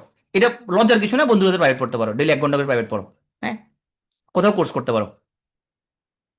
আর তোমরা যারা ইঞ্জিনিয়ার, ডাক্তার বা সায়েন্স ফ্যাকাল্টির লোকজন, তোমরা বিজ্ঞান তো তোমার এগুলো কিছু করা লাগবে না। বিসিএস এর যে কোনো একটা বিজ্ঞান বই কিনে, বাজারে অনেক বই পাওয়া যায়, পিটিও লেকচার বুক কিনতে পারো, যে কোনো একটা বই কিনে তুমি একবার এটা পড়ে ফেলবা, তোমার জন্য তো এত প্যারা নেই। বিজ্ঞান লিখিত সহ পড়ে ফেলবা। আর তোমরা মূলত ফাউন্ডেশন ব্যাচে সবাই লিখিত সহই পড়বা, তোমাদের যদি সময় আছে, হ্যাঁ, একদম লিখিত সহ পড়ে ফেলবা। আসো কম্পিউটার এবং তথ্য প্রযুক্তি। আমার ধারণা তোমাদের বেশিরভাগেরই ইন্টারমিডিয়েটে কম্পিউটার ছিল। আমাদের সময়ে অপশনাল সাবজেক্ট ছিল, তো আমার অপশনাল, আমি কম্পিউটার নিয়ে নেই। তো আশা করি তোমাদের প্রায় সবারই কম্পিউটার ছিল। সেক্ষেত্রে আমি মনে করি আর ভয়ের কিছু না। তবে হ্যাঁ, অনেকে মুখস্থ করছে, মুখস্থতে লাভ হবে না। বিসিএস এখন কোশ্চেন অনেক স্ট্যান্ডার্ড কোশ্চেন করে। যেমন আগে কোশ্চেনগুলো আসতো বেসিক আইসিটি নলেজ ভিত্তিক, মানে 35তম থেকে 38 পর্যন্ত যে বিসিএস গুলো ছিল। এখন সাম্প্রতিক বিসিএস গুলোতে ফোকাস বেড়ে গেছে networking, cyber security, cloud computing এবং আর্টিফিশিয়াল ইন্টেলিজেন্সের দিকে। কনসেপ্ট বুঝতে হবে, নাহলে আইসিটিতে শুধু মুখস্থ করে ভালো করা কঠিন। আগে আসতো মুখস্থ টাইপের জিনিসপত্র, যে কোন কম্পিউটার কবে আবিষ্কার হয়েছে, এগুলো এখন আসে না। এখন শুধু বুঝতে হয়। বাজারে যে কোনো ভালো বই পড়লে হবে। হ্যাঁ, কেউ কেউ বলে যে এখানে ইন্টারমিডিয়েটের যে তোমার আইসিটি বইটা আছে ওটা পুরোটা পড়ার জন্য পড়তে পারো, তোমার ইচ্ছা পড়তে পারো টাইম থাকলে। আর আমরা মনে করি বাজারে এখন অনেক ভালো ভালো বই পাওয়া যায়, যে কোনো একটা বই যদি কিনো, আইসিটি যদি আগে করা পড়ে ফেলা হবে। তুমি পিটিও লেকচার বুকগুলো পড়তে পারো, পিটিও লেকচার বুক পড়লো আগে করা পড়ে ফেললে হয়ে যাবে। এটা মুখস্থ করলে ভালো করা যাবে না। অবশ্যই অবশ্যই অবশ্যই কনসেপ্ট বুঝতে হবে। এবার একটা প্রশ্ন আসছে, একটা বাইনারি সংখ্যা দিছে, বাইনারি সংখ্যা দিয়ে বলতেছে নিচের কোনটা সত্য হইতে পারে। অপশন কত দিছে ওয়ান্স কমপ্লিমেন্ট, অপশন কত দিছে টুস কমপ্লিমেন্ট, অপশন কত দিছে জাস্ট ডেসিমাল ভ্যালুটা বসাই দিছে, অপশন কত দিছে সবগুলো হইতে পারে। বেশিরভাগ লোকজন বাইনারি থেকে প্রথম যেটা মাথায় আসে ডেসিমাল কনভার্সন করে দেখছে অপশনের সাথে মিলছে, গোলা আউট করে দিয়েছে এটা। সে তো ওয়ান্স কমপ্লিমেন্ট বের করে নাই, টুস কমপ্লিমেন্ট আর বের করে নাই। কত ডিপে চলে গেছে এখন। তাহলে কনসেপ্ট বুঝতে হবে যে একটা বাইনারি সংখ্যা, এটা তো হইতে পারে এটা ওয়ান্স কমপ্লিমেন্ট প্রকাশ হতে পারে, এটা টুস কমপ্লিমেন্ট হতে পারে, এটা হয়তো কোন ডেসিমাল হতে পারে এটা। তাহলে এই যে সবগুলো যে হইতে পারে, এটা বেশিরভাগ লোকজন আনসার করতে পারেনি। তাহলে মুখস্থ করলে ভালো করা যাবে না, কনসেপ্ট বুঝতে হবে। তুমি যে কোনো টপিক পড়ার আগে তুমি ইউটিউবে ভিডিও দেখবা। ধরলাম লজিক গেট পড়বা, তুমি আগে ইউটিউবে সার্চ দাও লজিক গেট, দেখবে আমার একটা ভিডিও পাই যাবা। হ্যাঁ, কোথাও কোর্স করা যেতে পারে, যদি সময় বেশি লাগে, সময় নষ্ট না করে কোথাও কোর্স করা যেতে পারে। আসো মেগা সাবজেক্ট, এখানে 60 নম্বর কিন্তু, বাংলা এবং ইংরেজি। বলে রাখা ভালো, এখানে বাংলা এবং ইংরেজি এই দুটো সাবজেক্ট কিন্তু তোমার ব্যাংকে পরীক্ষা দাও, পিএসসির অন্য যে কোনো জায়গায় পরীক্ষা দাও না কেন, বাংলা ইংরেজি সব জায়গায় লাগবে। পার্থক্য হয়ে যায় কোথায়, ধরো প্রাইমারিতে বিজ্ঞান থেকে হয়তো অল্প 4-5 নম্বর আসবে, আইসিটি থেকে হয়তো 2-1 নম্বর আসবে, কিন্তু বাংলা ইংরেজি মোটামুটি তুমি সব পরীক্ষায় পাবা। ব্যাংকে ধরো বিজ্ঞান থেকে আসবে না, বিজ্ঞান থেকে আসবে না এখানে, কিন্তু বাংলা ইংরেজি তুমি সব পরীক্ষায় তুমি পাবা, চাকরি পরীক্ষার জন্য কমন সাবজেক্ট। তো আসো, বাংলা থেকে আগে 45 আসতো, এখন আসে 30। তুমি গোছের প্রস্তুতি যদি নাও তাহলে বাংলায় 22 নম্বর তোলা তেমন কঠিন কিছু না। বাংলায় ব্যাকরণ থেকে 15, সাহিত্য থেকে 15। সাহিত্যের মধ্যে প্রাচীন যুগ মধ্যযুগ ছোট টপিক 5 নম্বর, আধুনিক যুগ সাগর মহাসাগর এখানে হলো 10 নম্বর। ব্যাকরণে কোন কোন টপিক পড়তে হবে, নির্দিষ্ট করে কোনো টপিক না, সব টপিক থেকে প্রশ্ন আসে এবং সিলেবাসের মধ্যে নয় এমন টপিক থেকে প্রশ্ন আসে। তাহলে বাংলা ব্যাকরণের জন্য পুরাতন যে ব্যাকরণ বইটা, মনির চৌধুরী ব্যাকরণ বই এবং নতুন ব্যাকরণ বই দুটাই পড়তে হয়, দুটো থেকে মিলাই পড়তে হয়। হ্যাঁ, এখানে দেখো টপিকগুলো আমরা দেখাইছি, যে প্রয়োগ অপপ্রয়োগ, বানান, বাক্যশুদ্ধি, পরিভাষা, সমার্থক, বিপরীতার্থক, ধ্বনি, বর্ণ, শব্দ, সব টপিক থেকে প্রশ্ন আসে, সব টপিকই পড়তে হবে। টপিকের বাইরে থেকে যেগুলো নত্য সত্য বিধান, উপসর্গ অনুসর্গ, কারক বিভক্তি, এক কথা প্রকাশ, বাগধারা, টপিকের বাইরে থেকে প্রশ্ন আসে এবং সবগুলো টপিকে কভার করতে হবে। এখানে নির্দিষ্ট করে এরকম না যে এই টপিকটা পড়লে হয়ে যাবে, এরকম না, সব টপিক পড়তে হবে, কারণ সব টপিক থেকেই একটা করে প্রশ্ন আসে। এই স্লাইডটা কোনো কিছু তোমাদেরকে নোট করতে হবে না, এগুলো তোমাদের দিয়ে দেওয়া হবে। হ্যাঁ, তুমি জাস্ট হাতগুলো পকেটের ভিতরে ঢুকায় আমার কথাগুলো শোনো। আর সাহিত্য, সাহিত্যের মধ্যে প্রাচীন মধ্যযুগ ছোট, এই দুটো কোনো সাজেশন না, এই দুটো পড়ে ফেললা। আধুনিক যুগের মধ্যে তো সাগর মহাসাগর, এখানে কি কি পড়তে হয়। আধুনিক যুগ পড়ার জন্য প্রথমে এই 11 জন রাইটারকে আগে পড়ে ফেলতে হয়, কারণ আমরা যদি 35তম থেকে 49তম পর্যন্ত যদি দেখি, তাহলে এই 11 জন রাইটারের উপরেই 9 থেকে 11 নম্বরের প্রশ্ন আসছে। তাহলে রবীন্দ্রনাথ, নজরুল, ঈশ্বরচন্দ্র, কায়কবাদ, জসীমউদ্দিন, দীনবন্ধু মিত্র, ফরুক আহমেদ, বঙ্কিমচন্দ্র, মাইকেল, মীর মশারফ এবং বেগম রোকেয়া। ফররুখ থেকে আগে প্রশ্ন আসতো না, কিন্তু এখন গভর্নমেন্ট চেঞ্জ হওয়ার পরে এখন রেগুলার ফররুখ আহমেদ, আগে ফররুখ আহমেদ এবং আল মাহমুদ, এই দুজনের উপর প্রশ্ন আসতো না, এখন এই দুজনের উপরে অনেক প্রশ্ন আসতেছে। তাইলে এই 11 জন সবার আগে পড়ে ফেলতে হবে। এই 11 জনের পাশাপাশি দেখো, তুমি যে বিসিএস এর প্রশ্ন দেখো না কেন, 45তম থেকে 49 পর্যন্ত এই 11 জন সাহিত্যিক থেকে প্রতিবার 6 থেকে 9টা প্রশ্ন আসছে। তবে বর্তমান বিসিএস গুলোতে বাংলা সাহিত্য অনেক ডিপ কোশ্চেন আসে। উল্লেখযোগ্য মুসলিম সাহিত্যিক, এটা এখন খুবই গুরুত্বপূর্ণ টপিক। মধ্যযুগের যারা আছে, শাহ মোহাম্মদ সকির, আলাওল, আব্দুল হাকিম, শেখ ফজুল্লাহ, সৈয়দ সুলতান। তারপর আমরা আধুনিক যুগে যদি আসি, শেখ আব্দুর রহিম, একেব আলী চৌধুরী, কাজী আকরাম হোসেন, আবুল হোসেন, কাজী আব্দুল ওয়াদুদ, গোলাম মোস্তফা, তাহলে ইসমাইল হোসেন সিরাজি। উল্লেখযোগ্য মুসলিম সাহিত্যিক যারা, এখানে আমি আর বললাম না নাম, সাইটটা তোমাদের দিয়ে দেওয়া হবে, হ্যাঁ, আমাদের P2 এর যে টেলিগ্রাম গ্রুপ সেখানে পেয়ে যাবো, ওয়েবিনার গ্রুপে তোমরা পেয়ে যাবা, হ্যাঁ। তাহলে উল্লেখযোগ্য মুসলিম সাহিত্যিক আমাদের খুব ভালো করে পড়ে ফেলতে হবে, এবং সামনে বিশেষগুলোতে মুসলিম সাহিত্যিকদের উপরে অনেক প্রশ্ন আসবে, অলরেডি আসতেছে। আসো এরপরে আমরা পড়বো পঞ্চপাণ্ডব। তাহলে পঞ্চপাণ্ডবের মধ্যে সবচেয়ে বড় কে? জীবনানন্দ দাশ সবচেয়ে বড়, অমিয় চক্রবর্তী, বুদ্ধদেব, বিষ্ণুদেব এবং সুধীন্দ্রনাথ। এই পঞ্চপাণ্ডবের পড়ে ফেলতে হবে স্টেপ বাই স্টেপ। আসো অতি অবশ্যই আল মাহমুদ। প্রিভিয়াস গভর্নমেন্টের আমলে আল মাহমুদের উপর প্রশ্ন আসতো না। এখন আল মাহমুদ আর শামসুর রহমানকে বাদ দিলে তো তোমার আসলে আধুনিক বাংলা কবিতা বলে কিছু থাকে না। আল মাহমুদ হচ্ছে আধুনিক বাংলা কবিতার দুজন, আমরা যদি বলি মহিরুহ, তাদের মধ্যে একজন। আল মাহমুদকে প্রিভিয়াস গভর্নমেন্টের আমলে কিছুটা বাদ দেওয়া হয়েছিল, ওনার উপরে কোনো প্রশ্ন আসতো না, কিন্তু এখন ওনার উপর প্রতি বিসিএস এ প্রশ্ন আসবে, একদম প্রতি বিসিএস ওনার উপর প্রশ্ন আসবে। তাহলে আল মাহমুদ খুবই গুরুত্বপূর্ণ টপিক। কে আল মাহমুদ যদি পড়ে ফেলে ও 1 নম্বর পাবে পরীক্ষায়। তাহলে সাহিত্য নিয়ে মোটামুটি আমরা একটা আইডিয়া দিতে পারছি। চলো আমরা এখন ইংরেজি নিয়ে কথা বলি। ইংরেজি গ্রামার হচ্ছে 15, সাহিত্য হচ্ছে 15, টোটাল 30। আগে গ্রামারে ছিল তোমার 20, এখন গ্রামারে 5 নম্বর কমে ফেলছে। গ্রামারের মধ্যে কোন কোন টপিক থেকে প্রশ্ন আসে? মোটামুটি বিসিএস, ব্যাংক, প্রাইমারি সহ যে কোনো চাকরি পরীক্ষায় সবচেয়ে বেশি যেখান থেকে প্রশ্ন আসে সেটা হলো parts of speech, identification of parts of speech, যে কোনটা নাউন, কোনটা অ্যাডজেক্টিভ, অ্যাডভার্ব, প্রিপোজিশন, হ্যাঁ, কোন পার্টস অফ স্পিচ বের করতে বলে। তারপরে তোমার হচ্ছে ইন্টারচেঞ্জ আসে, যে এই ওয়ার্ডটা অ্যাডজেক্টিভ করলে কেমন হবে, এটা এটা এটা ভার্ব করলে কেমন হবে, হ্যাঁ। যে কোনো চাকরি পরীক্ষায় সবচেয়ে বেশি যেখান থেকে প্রশ্ন আসে সেটা হলো পার্টস অফ স্পিচ। এরপরে যদি আমরা বলি যে গ্রুপটা গুরুত্বপূর্ণ, সেই গ্রুপটা হচ্ছে আমাদের টেন্স, ভয়েস, কন্ডিশনাল, আর এই তিনটার সাথে রিলেটেড হচ্ছে আমাদের কারেকশন, হ্যাঁ। এটা একটা গ্রুপ, কারণ টেন্স, ভয়েস ও রাইট ফর্ম অফ ভার্ব এবং কারেকশন এগুলো রিলেটেড। এরপরে গ্রুপটা হচ্ছে ভোকাবুলারি। তাহলে ভোকাবুলারিতে কি কি আসে আমাদের? ভোকাবুলারি, স্পেলিং এবং ওয়ান ওয়ার্ড সাবস্টিটিউট, এক কথা প্রকাশ, হ্যাঁ। এই তিনটা টপিক, এই তিনটা গ্রুপ মিলে তিনটা গ্রুপ থেকে প্রশ্ন আসবে। তো আমরা যদি এখানে যথারীতি গ্রামার প্রত্যেকটা টপিক তোমাকে পড়তে হবে, যে তোমরা তোমরা অনার্সে থাকা অবশ্যই শুরু করবা, তোমার কোনো বাদ দেওয়ার মতো কিছু নাই এখানে। যারা বিসিএস এর 2 মাস আগে পড়ে, 3 মাস আগে পড়ো, ওদের জন্য আমরা সাজেশন দেই যে এইটা এটা পড়ো, ওইটা এটা পড়ো। তোমাদের মোটামুটি গ্রামারের সব টপিকই পড়া লাগবে, যেহেতু রিটেনেও ইংলিশ গ্রামারের উপরে 30 নম্বর, যেহেতু রিটেনেও ইংলিশ গ্রামারের উপরে 30 নম্বর, সুতরাং তোমার ইংলিশ গ্রামার সব পড়তে হবে। আচ্ছা, বাংলা ব্যাকরণ, বাংলা ব্যাকরণ কিন্তু রিটেনে 30 নম্বর, এই জন্য বাংলা ব্যাকরণটাও প্রত্যেক টপিক পড়তে হবে। বাংলা সাহিত্য রিটেনে 30 নম্বর, এই জন্য বাংলা ব্যাকরণ সাহিত্য ডিটেলসে পড়া লাগে, ইংলিশ গ্রামার ডিটেলসে পড়া লাগে। এখন এরপরে যদি টপিক সিলেক্ট আমরা করতে বলি, তাইলে কিছু মনে করে সে 15তে নিশ্চিত 12+ পাইতে চাই, যদি এখানে আমরা প্রায় সব টপিক কভার করে ফেলতে আসলে। যেহেতু লিখছি পার্টস অফ স্পিচ, তার মানে তো আমরা এখানে noun, pronoun, adjective, adverb, preposition, conjunction সবকিছু কভার করছি না? Identification of phrase and clause, কোনটা কোন ক্লজ, কোনটা নাউন ক্লজ, কোনটা অ্যাডজেক্টিভ ক্লজ, কোনটা অ্যাডভার্বিয়াল ক্লজ, এগুলো। তারপরে tense, voice, conditional, adverb, verb এবং কারেকশন রিলেটেড, স্পেলিং, ভোকাবুলারি এবং ওয়ান ওয়ার্ড রিলেটেড। এই টপিকটা স্পেলিং, ভোক্যাব এবং ওয়ান ওয়ার্ড, প্রাইমারি এবং ব্যাংক, এখানে এই টপিকতে সবচেয়ে বেশি প্রশ্ন আসে। ব্যাংকে 25টা প্রশ্নের মধ্যে ভোকাবুলারি থেকেই আসবে তোমার হচ্ছে যে 9, 10টা, 11টা, 12টা। তাহলে বিসিএস প্রস্তুতি নেওয়ার সময় কে যদি স্পেলিং, ভোক্যাব এবং ওয়ান ওয়ার্ড যদি খুব ভালো করে দখল প্রতিষ্ঠা করে, তাহলে ব্যাংক আসলে কভার হয়ে যাবে। তাহলে আমাদের একটা পড়তে গিয়ে 2টা কভার হয়ে যাচ্ছে এখানে। এইবার আসো ইংলিশ লিটারেচার। যেহেতু ইংলিশ লিটারেচার রিটেনে কাজে লাগে না, শুধুমাত্র প্রিলিমিনারিতে কাজে লাগে, এইটা তোমরা সিলেবাস মাথায় রেখে পড়তে পারো। এখানে খুব বেশি ডিপ ডিকিং করা আসলে লাগে না।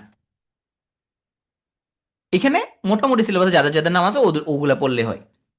তো এখানে রাইটারদের নাম আমি বলতেছি না। আমরা যদি রেনেসাতে এখানে আমরা উইলিয়াম শেক্সপিয়ার দিয়ে শুরু করি, এরপর ওনার দোস্ত ক্রিস্টোফার মার্লো, তাহলে এখানে 3 4 5 6 7 8 আটজন রাইটার, এটাকে আগে পড়ে ফেলতে হয়। নিউ ক্লাসিক্যালে এখানে হচ্ছে আমাদের 7জন রাইটার, এদেরকে পড়তে হবে। রোমান্টিকে এখানে 6জন রাইটার। ভিক্টোরিয়ানে এইদিকে হলো ব্যাট, ব্রাউনিং, আর্নল্ড টেনিসন, এই 3জন। আর এদিকে উপন্যাসিক আছে আমাদের আরো 6জন। মডার্নে আমাদের 1 2 3 4 5 6 7 8 9 10 11 12 13 14 15, আমি স্লাইড দিয়ে দিব তোমাদেরকে। হ্যাঁ, এই 15জন পড়তে হবে। পোস্ট মডার্ন এর পরে 1 2 3 4 5 6 এই 6জন পড়তে হবে আগে। এখানে স্লাইডের মধ্যে যেসব রাইটারের নাম আমরা দিছি, এগুলো যদি কেউ ভালো করে পড়ে, তাইলে ইংরেজি সাহিত্যে 15তে শুধু এই রাইটারগুলোর উপরে সে মোটামুটি 12 নম্বর তুলতে পারবে। তা ইংরেজি সাহিত্য তুমি দেখে শুনে পড়বা, যেহেতু রিটেনে তোমার এখানে একমাত্র ইংরেজি সাহিত্য রিটেনে কোনো কাজ আসে না। বাকি বেশিরভাগ সাবজেক্ট তোমার লিখিত পরীক্ষা কাজে আসবে। নৈতিকতা মূল্যবোধ লিখিততে কাজে আসবে না খুব একটা। আসলে অত্যন্ত অত্যন্ত গুরুত্বপূর্ণ হচ্ছে ভোকাবুলারি। বিসিএস, ব্যাংক, প্রাইমারি যেখানেই পরীক্ষা দিতে যাও না কেন, তোমার ভোকাবুলারি লাগবে। বিসিএস পরীক্ষায় ভোকাবুলারি 3 থেকে 4টা প্রশ্ন, মানে ভোকাবুলারি, স্পেলিং এবং ওয়ান ওয়ার্ড, 3 থেকে 4টা প্রশ্ন। ব্যাংকে 8 থেকে 12টা প্রশ্ন। প্রাইমারি তো অনেকগুলো প্রশ্ন আসবে ভোকাবুলারি থেকে। তাহলে চাকরি পরীক্ষা খুবই হটকেক। ভোকাবুলারি যদি স্ট্রং না থাকে সেক্ষেত্রে ইংলিশে ভালো করা ডিফিকাল্ট। প্রথমত প্রিলিতে অনেক ভোকাব আসে। দ্বিতীয়ত লিখিত পরীক্ষার জন্য তার যদি ভোকাবুলারি স্টক যদি ভালো না থাকে, তাহলে সে অ্যাসে রাইটিং কেমনে করবে, ট্রান্সলেশন কেমনে করবে, তাতে ভোকাব সব জায়গায় লাগবে। তো যে কোনো চাকরি পরীক্ষা, বিসিএস, ব্যাংক, যে কোনো চাকরি পরীক্ষার জন্য মোটামুটি ঘুরাই ফিরাই তোমার হচ্ছে যে 350 থেকে 400 মতো ভোকাবুলারি পড়া লাগে। পিটু এর একটা ভোকাবুলারি বই আছে, আমরা এটার একটা অ্যাডভান্স এডিশন নিয়ে আসতেছি কয়েকদিন পরে। এটা ছাড়া বাজারে যে সকল ইংলিশ গ্রামারের বই পাওয়া যায়, তুমি যেই বই কিনো না কেন, masters, English for competitive exam, তারপর তোমার মিরাকল, যেই বই কিনো না কেন সব বইয়ের মধ্যে মোটামুটি ভোকাবুলারি একটা লিস্ট পেয়ে যাবা। ওই মোটামুটি 400 থেকে 450 মতো ওয়ার্ড যদি পড়ো তোমরা, তাহলে যে কোনো চাকরি পরীক্ষায় 90% কাভার করে ফেলবে। এখন আমরা যেভাবে ভোকাবুলারি পড়তে বলি সেটা হচ্ছে অনেক ওয়ে আছে। প্রথমত 400 থেকে 450 যে ওয়ার্ড, সে লিস্টটা আগে তুমি দেখো। লিস্টটা দেখে সে ওয়ার্ডগুলো তুমি গ্রুপ ভিত্তিক পড়তে পারো। কেমন? যেমন একজন মানুষের পজিটিভ পার্সোনালিটি ট্রেটগুলো তুমি একসাথে পড়তে পারো, নেমোনিক দিয়ে পড়তে পারো। নেমোনিক মানে হচ্ছে কোনো কিছুর সাথে মিল রেখে। যেমন ধর ম্যাগনানিমাস, তো ম্যাগনানিমাস আমরা মনে রাখতে পারি এরকম যে ধরো মেঘনা নামের একজন মেয়ে, সে খুবই জেনারাস, খুবই ফরগিভিং। হ্যাঁ, তার সাথে তার পার্টনার মাঝে মধ্যে চিট করতে চায়, হোয়াটসঅ্যাপে অন্যদের সাথে চ্যাট করে, কিন্তু সে এরপরে ক্ষমা করে দেয়। সে খুবই ম্যাগনানিমাস, খুবই জেনারাস, খুবই ফরগিভিং। হ্যাঁ, তাহলে আমরা কোনো কিছুর নাম, মেঘনা নদী অনেক প্রশস্ত, তার মানে ম্যাগনানিমাস মানে হচ্ছে অনেক জেনারাস, অনেক ফরগিভিং।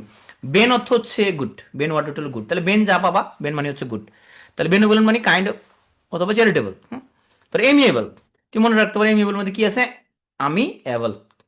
তোমার একটা বন্ধু আছে, সে বলে যে যে কোনো আপদ বিপদে আমি অ্যাবল, যে আমি তোমাকে হেল্প করতে সক্ষম। তার মানে অ্যামিবল মানে ফ্রেন্ডলি। হ্যাঁ, গ্রেগারিয়াস, যেটা গ্রেগে থাকতে পছন্দ করে, গ্রুপে থাকতে পছন্দ করে। তো কে করে গ্রুপে থাকতে পছন্দ করে, যে সোশিয়েবল সেই। হ্যাঁ, তার গ্রেগারিয়াস মানে সোশিয়েবল। তো এইভাবে তুমি মিলাই মিলাই মিলাই মিলাই পড়তে পারো। পিটুতে আমরা এইভাবে মিলাই মিলাই পড়াই। হ্যাঁ, এবং এইভাবে তোমার হচ্ছে যে খুব দ্রুত তুমি ভোকাবুলারি এনরিচ করে ফেলতে পারবা। আরো অসংখ্য ওয়ে আছে ভোকাবুলারি ভালো করার জন্য। যেমন আমরা যেটা বলি ফ্ল্যাশ কার্ড মেথড। তাহলে তুমি 450টা লিস্ট আগে তুমি দেখো, সেই লিস্ট থেকে তুমি 10টা ওয়ার্ড পড়া শুরু করে কিভাবে, তুই ছোট ছোট কাগজের টুকরা নিলা, একদিকে শব্দ লিখলা, উল্টা পাশে মিনিং লিখলা, একটা দুটো সিনোনিম একটা দুটো অ্যান্টোনিম লিখলা। লেখা ওই 10 টুকরা কাগজের যে গাঁট, এটা তোমার সাথে সাথে রাখলা তুমি, কিছুক্ষণ পর পর উল্টাইলে তুমি, জাস্ট কিছুক্ষণ পর পর তুমি উল্টাবা। হ্যাঁ, তাহলে এভাবে তুমি সকাল থেকে যদি এরকম 10 টুকরা কাগজের গাঁট তুমি যদি উল্টাতে থাকো রাত পর্যন্ত, তুমি দেখবা 8টা থেকে 9টা ওয়ার্ড মুখস্থ হয়ে যাবে 10টার মধ্যে। তোমার ভিজুয়াল মেমোরি ডেভেলপ হবে। প্রথম দিন তুমি 10টা ওয়ার্ড এনে পড়লা, দ্বিতীয় দিন আরো 10টা ওয়ার্ড, তবে আগের দিনগুলো রিভিশন দিবা। তৃতীয় দিন আগের 2 দিনের 20টা, নতুন 10টা রিভিশন দিলা। সপ্তাহ শেষে তুমি দেখলা মোট ওয়ার্ড পড়তো 70টা, মনে আছে 50টা, বাকি 20টা ভুলে গেছো, আবার রিভিশন দাও। তাহলে এইবার ফ্ল্যাশ কার্ড মেথডে তুমি যদি 400 থেকে 450 ওয়ার্ড পড়ে ফেলতে পারো, তাহলে এটা তোমার ইনভেস্টমেন্ট। বিসিএস, ব্যাংক, প্রাইমারি, যে কোনো চাকরি পরীক্ষার জন্য একটা বড় ইনভেস্টমেন্ট হলো ভোকাবুলারিতে টাইম ইনভেস্ট করা। তাহলে ফ্ল্যাশ কার্ড মেথডে পড়তে পারো। আর আমি যে মেথডটা বললাম নেমোনিক দিয়ে পড়া, কমন ওয়ার্ডগুলো গ্রুপ করে করে পড়া। হ্যাঁ, আমরা পিটিওতে আমরা মোটামুটি এভাবে গ্রুপ করে আমরা ট্রাই করে দেখছি যে প্রতি দেড় ঘন্টায় আমরা 50 থেকে 60টা ওয়ার্ড একদম মাথার মধ্যে ঢুকে ফেলতে পারি। হুম, তো এই মেথডটা আমরা এখানে ট্রাই করতেছি নেমোনিক দিয়ে পড়ানোর যে ওয়েটা। আচ্ছা, ভূগোল। ভূগোলে এখানে 10 নম্বর। এই ভূগোল টপিকটা যদি ভালো করে কেউ পড়ে, তাহলে লিখিত পরীক্ষায় লিখিত পরীক্ষায় বাংলাদেশ বিষয়বলিতে যে 200 নম্বর, সেই 200 নম্বরের মধ্যে মোটামুটি 20 নম্বর তো কাভার হয়ে যাবে। কারণ এই যে সম্পদ বাংলাদেশের এবং চ্যালেঞ্জ সমূহ, এটা লিখিত পরীক্ষার টপিকের মধ্যে আছে। দুর্যোগ, এটা লিখিত পরীক্ষার মধ্যে আছে। ভৌগোলিক অবস্থান, সীমানা, এটা লিখিত পরীক্ষার মধ্যে আছে। তাহলে ভূগোলটা যদি ভালো করে কেউ পড়ে ফেলে, তাহলে লিখিতর বাংলাদেশ বিষয়গুলির 20 থেকে 30 নম্বর মতো পড়া সেখানে তার হয়ে যাবে। আসল নৈতিকতা মূল্যবোধ, এইটা আগে স্টুডেন্টরা অনেকেই পড়তো না, কিন্তু এইটা এখন অনেক ভালো করে পড়তে হবে। তো এটা পড়ার জন্য আগে যেটা করতে হবে, তুমি কোনো কিছু না পড়া আগে প্রিভিয়াস প্রশ্ন দেখতে হবে যে নৈতিকতা মূল্যবোধ থেকে কেমন প্রশ্ন আসে। এটা সব সাবজেক্টের জন্য সত্য। হুম। নৈতিকতা মূল্যবোধ সুশাসন, এটার উপরে তোমার ওপেন ইউনিভার্সিটির কয়েকটা পিডিএফ আছে আমাদের পিটিও টেলিগ্রাম চ্যানেলে।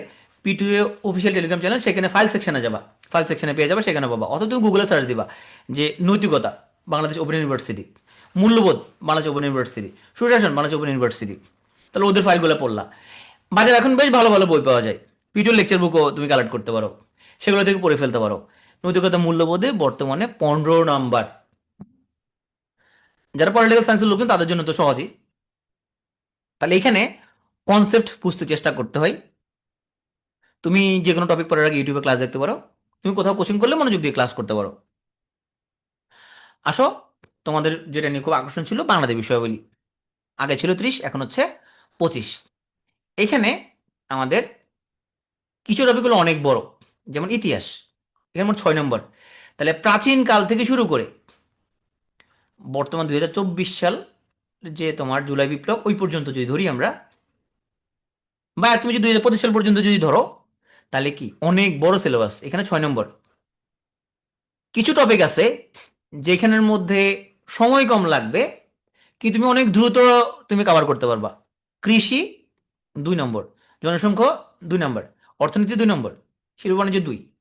দেখো, এই 4টা টপিক হলো 8 নম্বর।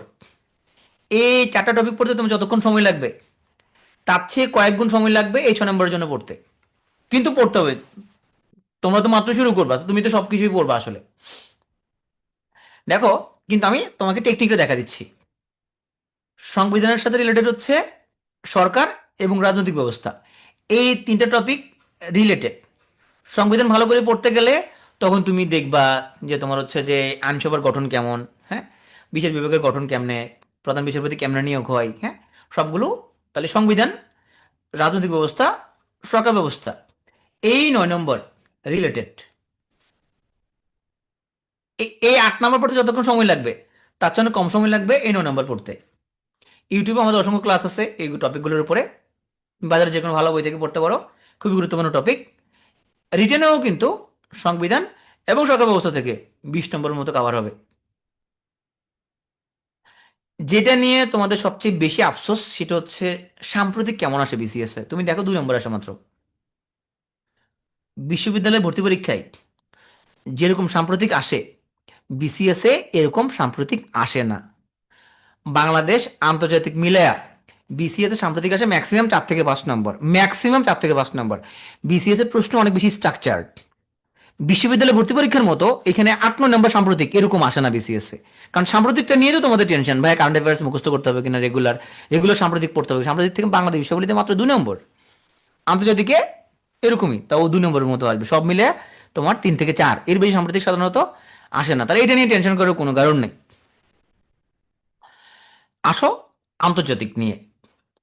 তাহলে এটার বিশাল সিলেবাস কেমনে শেষ করব, এত সদর দপ্তর, সদস্য, মুদ্রা, রাজধানী, সাল, তারিখ, হ্যাঁ, মাসে মাসে কারেন্ট অ্যাফেয়ার্স, এত কিছু কেমনে বলবো। আন্তর্জাতিকটা শুনলে মাথায় প্যানাডেলা লাগবে, এরকম একটা অবস্থা না। আগে তুমি সিলেবাসটা দেখো।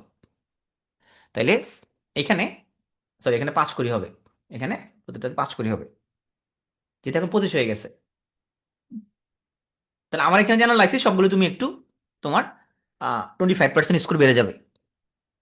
এটা আগে ছিল আন্তর্জাতিকে 20, এখন 25 করে ফেলছে। তুমি সিলেবাস যত বেশি মাথার মধ্যে ঢুকাইতে পারবা তত বিশেষ তোমার জন্য ইজি হয়ে যাবে। কিন্তু তুমি সিলেবাস মাথার মধ্যে না ঢুকাইয়া আন্দাজি মুন্দাজি যদি পড়তে থাকো তুমি কোনো দিশা হারাই ফেলবা। আমরা প্রশ্ন অ্যানালাইজ করে দেখব যে দক্ষিণ এশিয়া, যুক্তরাষ্ট্র, যুক্তরাজ্য, ইউক্রেন, রাশিয়া, চীন, জার্মানি, জাপান, কোরীয় উপদ্বীপ, অস্ট্রেলিয়া, মধ্যপ্রাচ্য, প্রাচীন সভ্যতা, এই টপিকগুলো যদি কেউ ভালো করে কভার করে তাইলে তার মিনিমাম মিনিমাম 5 নম্বর থেকে ম্যাক্সিমাম 12 নম্বর পর্যন্ত এখান থেকে পাবে। এটা কখনকার সময় ছিল? যখন আন্তর্জাতিকে 20 নম্বর ছিল, বর্তমানে আন্তর্জাতিকের উপর 25 নম্বর। তাইলে এই টপিকগুলো যারা ভালো করে পড়বে তারা আন্তর্জাতিক 25-এর মধ্যে মিনিমাম 7, ম্যাক্সিমাম 12 থেকে 13 নম্বর আশা করতে পারে। তাহলে এখন একটু ইজি হয়ে গেছে না অ্যানালাইসটা করার কারণে? এখন একটু ইজি লাগতেছে, মনে হচ্ছে যেন আমরা একটা মানে দিশা পাইছি, নাহলে তো মনে হচ্ছে যে এত পড়া কেমনে পড়বে। আচ্ছা, বিভিন্ন আন্তর্জাতিক সংগঠন জোট, NATO, EU, G20, G7, BIMSTEC, BRICS, ASEAN, এই যে বিভিন্ন আন্তর্জাতিক সংস্থাগুলো, এগুলো থেকে মিনিমাম 2 নম্বর থেকে শুরু করে ম্যাক্সিমাম 6 নম্বরের প্রশ্ন আসছে। তার মানে শুধুমাত্র আন্তর্জাতিক সংস্থাগুলো যারা ভালো করে পড়বে তারা এখানে 25 নম্বরের মধ্যে মিনিমাম 3 থেকে ম্যাক্সিমাম 7 নম্বর পর্যন্ত পাইতে পারে 25-এ। শুধুমাত্র জাতিসংঘ, এটা যদি কেউ ভালো করে পড়ে তাহলে ম্যাক্সিমাম 6 থেকে 7 নম্বর পর্যন্ত পাইতে পারে, 25-এর মধ্যে আরো বেশিও পাইতে পারে। 6 থেকে 7 শুধুমাত্র জাতিসংঘ থেকে পাওয়া সম্ভব। পরিবেশ, এখানের মধ্যে ম্যাক্সিমাম 3 নম্বর পাইতে পারে, 25-এর পরীক্ষার মধ্যে ম্যাক্সিমাম 4 নম্বর পর্যন্ত এখান থেকে পাইতে পারে। এগুলো রেঞ্জ রেঞ্জ। তা টোটাল আমরা যে টপিকগুলো বললাম, শুধুমাত্র এই টপিকগুলো যদি কেউ যদি খুব ভালো করে যদি কেউ কভার করে তাহলে, যেটা এখন 25 নম্বরের হিসাব হবে, তাহলে আমরা বলতে পারি যে মিনিমাম 13 থেকে শুরু করে ম্যাক্সিমাম 20 পর্যন্ত শুধু এই টপিকগুলো ভালো করে যদি কেউ পড়ে তাহলে কভার করা পসিবল। ক্লিয়ার? আন্তর্জাতিকের জন্য আমাদের যে লেকচার বুকটা আছে বা আমাদের যে লেকচার স্লাইডগুলো আছে, শুধু আমাদের লেকচার বুকটা খুবই কনসাইজ, স্লাইডগুলো কনসাইজ করা। শুধু স্লাইডগুলো যারা আমাদের ফলো করে বা আমাদের লেকচার বুক যারা ফলো করে তাদের পক্ষেও আন্তর্জাতিক 25-এর মধ্যে 20 পাওয়া খুবই পসিবল। আসো, তোমরা এখানে আসছো ক্যাডার হওয়ার জন্য। বিশেষ পরীক্ষা কেউ দেয় এমনি পরীক্ষা দিচ্ছে, অন্যরা দিচ্ছে, সেও দিচ্ছে, অনার্স শেষ করছে সবাই বিশেষ দিচ্ছে, সেও দিচ্ছে। উদয় অনেকে আছে বিশেষ পরীক্ষা দেয়। তোমার এমিল লাইফ কি? আমার এমিল লাইফ হলে বিশেষ পরীক্ষা দেয়া। হবি কি? আমার হবি হলে বিশেষ প্রিলি দেওয়া সবসময়। আমি সবসময় প্রিলি দিতে খুব ভালো লাগে। হ্যাঁ, অনেকে আছে ওর হবি হলে বিশেষ প্রিলি দেওয়া সবসময়। হ্যাঁ, তো আমি বিশ্বাস করি তোমরা এত কষ্ট করে যে আসছো, তোমাদের বিশেষ নিয়ে ডেফিনেটলি প্ল্যান আছে। প্ল্যান না থাকলে তোমরা এত কষ্ট করে আমার সেশন শুনতে না। তোমরা কতজন আছো এখন এখানে? 396 জন আছো, মাশাল্লাহ। তোমরা এখন থেকে রেগুলার পত্রিকা পড়ার অভ্যাস ফর্ম করবা। ভাই পত্রিকা পড়তে ভালো লাগে না, যাদের ভালো লাগে না তারা যেটা করবা, ছেলেরা প্রথম খেলার পাতা পড়া শুরু করো। প্রথম খেলার পাতা পড়বা, ভিতরে দেখবে বেসিক্যালি আছে, জোকস আছে, স্বাস্থ্য বটিকা আছে, হ্যাঁ, তারপরে বিলি বিটের নট আছে, এগুলো পড়ো। মেয়েরা বিনোদন পাতা পড়ো আগে, যখন পত্রিকাটা ভালো লাগবে। আর পত্রিকাটা ইন্টারেস্টিং তো, মজা তো জিনিসটা। এরপরে যাইয়া তুমি পড়বা আসলে কি, পত্রিকার ভিতরে কলাম, এডিটোরিয়াল, এগুলো পড়বা। হ্যাঁ, এগুলো তোমার দরকার। মারামারি, হানাহানি, কাটাকাটি, ওগুলোতে তোমার কোনো দরকার নেই আসলে। হ্যাঁ, কিন্তু যাদের পত্রিকা একদমই পড়তে ভালো লাগে না, তুমি ভালো লাগে আগে তুমি পত্রিকাকে ফ্রেন্ড বানাও, তোমার বন্ধু বানাও। হ্যাঁ, ছেলেরা তুমি চাইলে পরিমণি রিলেটেড নিউজ টিউজ এগুলো প্রথম আলো ওদের প্রিয় হলো পরিমণি রিলেটেড নিউজ, পরিমণি কোথায় যায়, কোথায় আগে, কোথায় মুতে, এগুলো নিয়ে প্রথম আলো সবসময় নিউজ করে। তো তুমিও চাইলে পরিমণি রিলেটেড নিউজগুলো আগে পড়া শুরু করতে পারো, যখন ভালো লাগে পত্রিকা। আরে পত্রিকাটা ইন্টারেস্টিং তো, এইবার তুমি ভিতরে পেজে গিয়ে পত্রিকার কলামগুলো পড়বা। কিসের উপরে কলাম পড়বা? সমসাময়িক অর্থনীতি, রাজনীতি, সংবিধান, নির্বাচন ব্যবস্থা, বাজেট, মধ্যপ্রাচ্য, ইউক্রেন, রাশিয়া, তারপর তোমার হচ্ছে যে তোমার যুক্তরাষ্ট্র, আমাদের দক্ষিণ এশিয়া রিলেটেড নিউজ, তোমার হচ্ছে নিউজগুলো। হ্যাঁ, এরকম রিলেটেড অপিনিয়নগুলো হচ্ছে যে পড়বা। এই পত্রিকার নামগুলো দেখে অনেকে ডিসলাইক দিছো, আমি তোমার সাথে একমত যে অনেকে ডিসলাইক দেওয়ার যথেষ্ট কারণ আছে। সমস্যা হচ্ছে বাংলাদেশে প্রথমে অনেক কিছুর সাথে আমি একমত না, এবং বাংলাদেশে আমাদের একটা ফ্যাসিবাদী শাসন দীর্ঘায়িত করার জন্য যাদের অবদান সবচেয়ে বেশি তার মধ্যে অবশ্যই প্রথম আলো এবং ডেইলি স্টারের অবদান আছে। হ্যাঁ, এবং আমরা ওদের যে বায়াস্ট, এবং ওরা ক্ষমাও চায়নি এখন পর্যন্ত। প্রথম আলো ডেইলি স্টার কারো ক্ষমা চায় না, যে ওরা যে সকল নিউজ করছে এগুলোর জন্য ওদের কোনো ক্ষমা চাওয়ার কোনো ইয়া আমরা লক্ষ্য করি নাই, তাই না?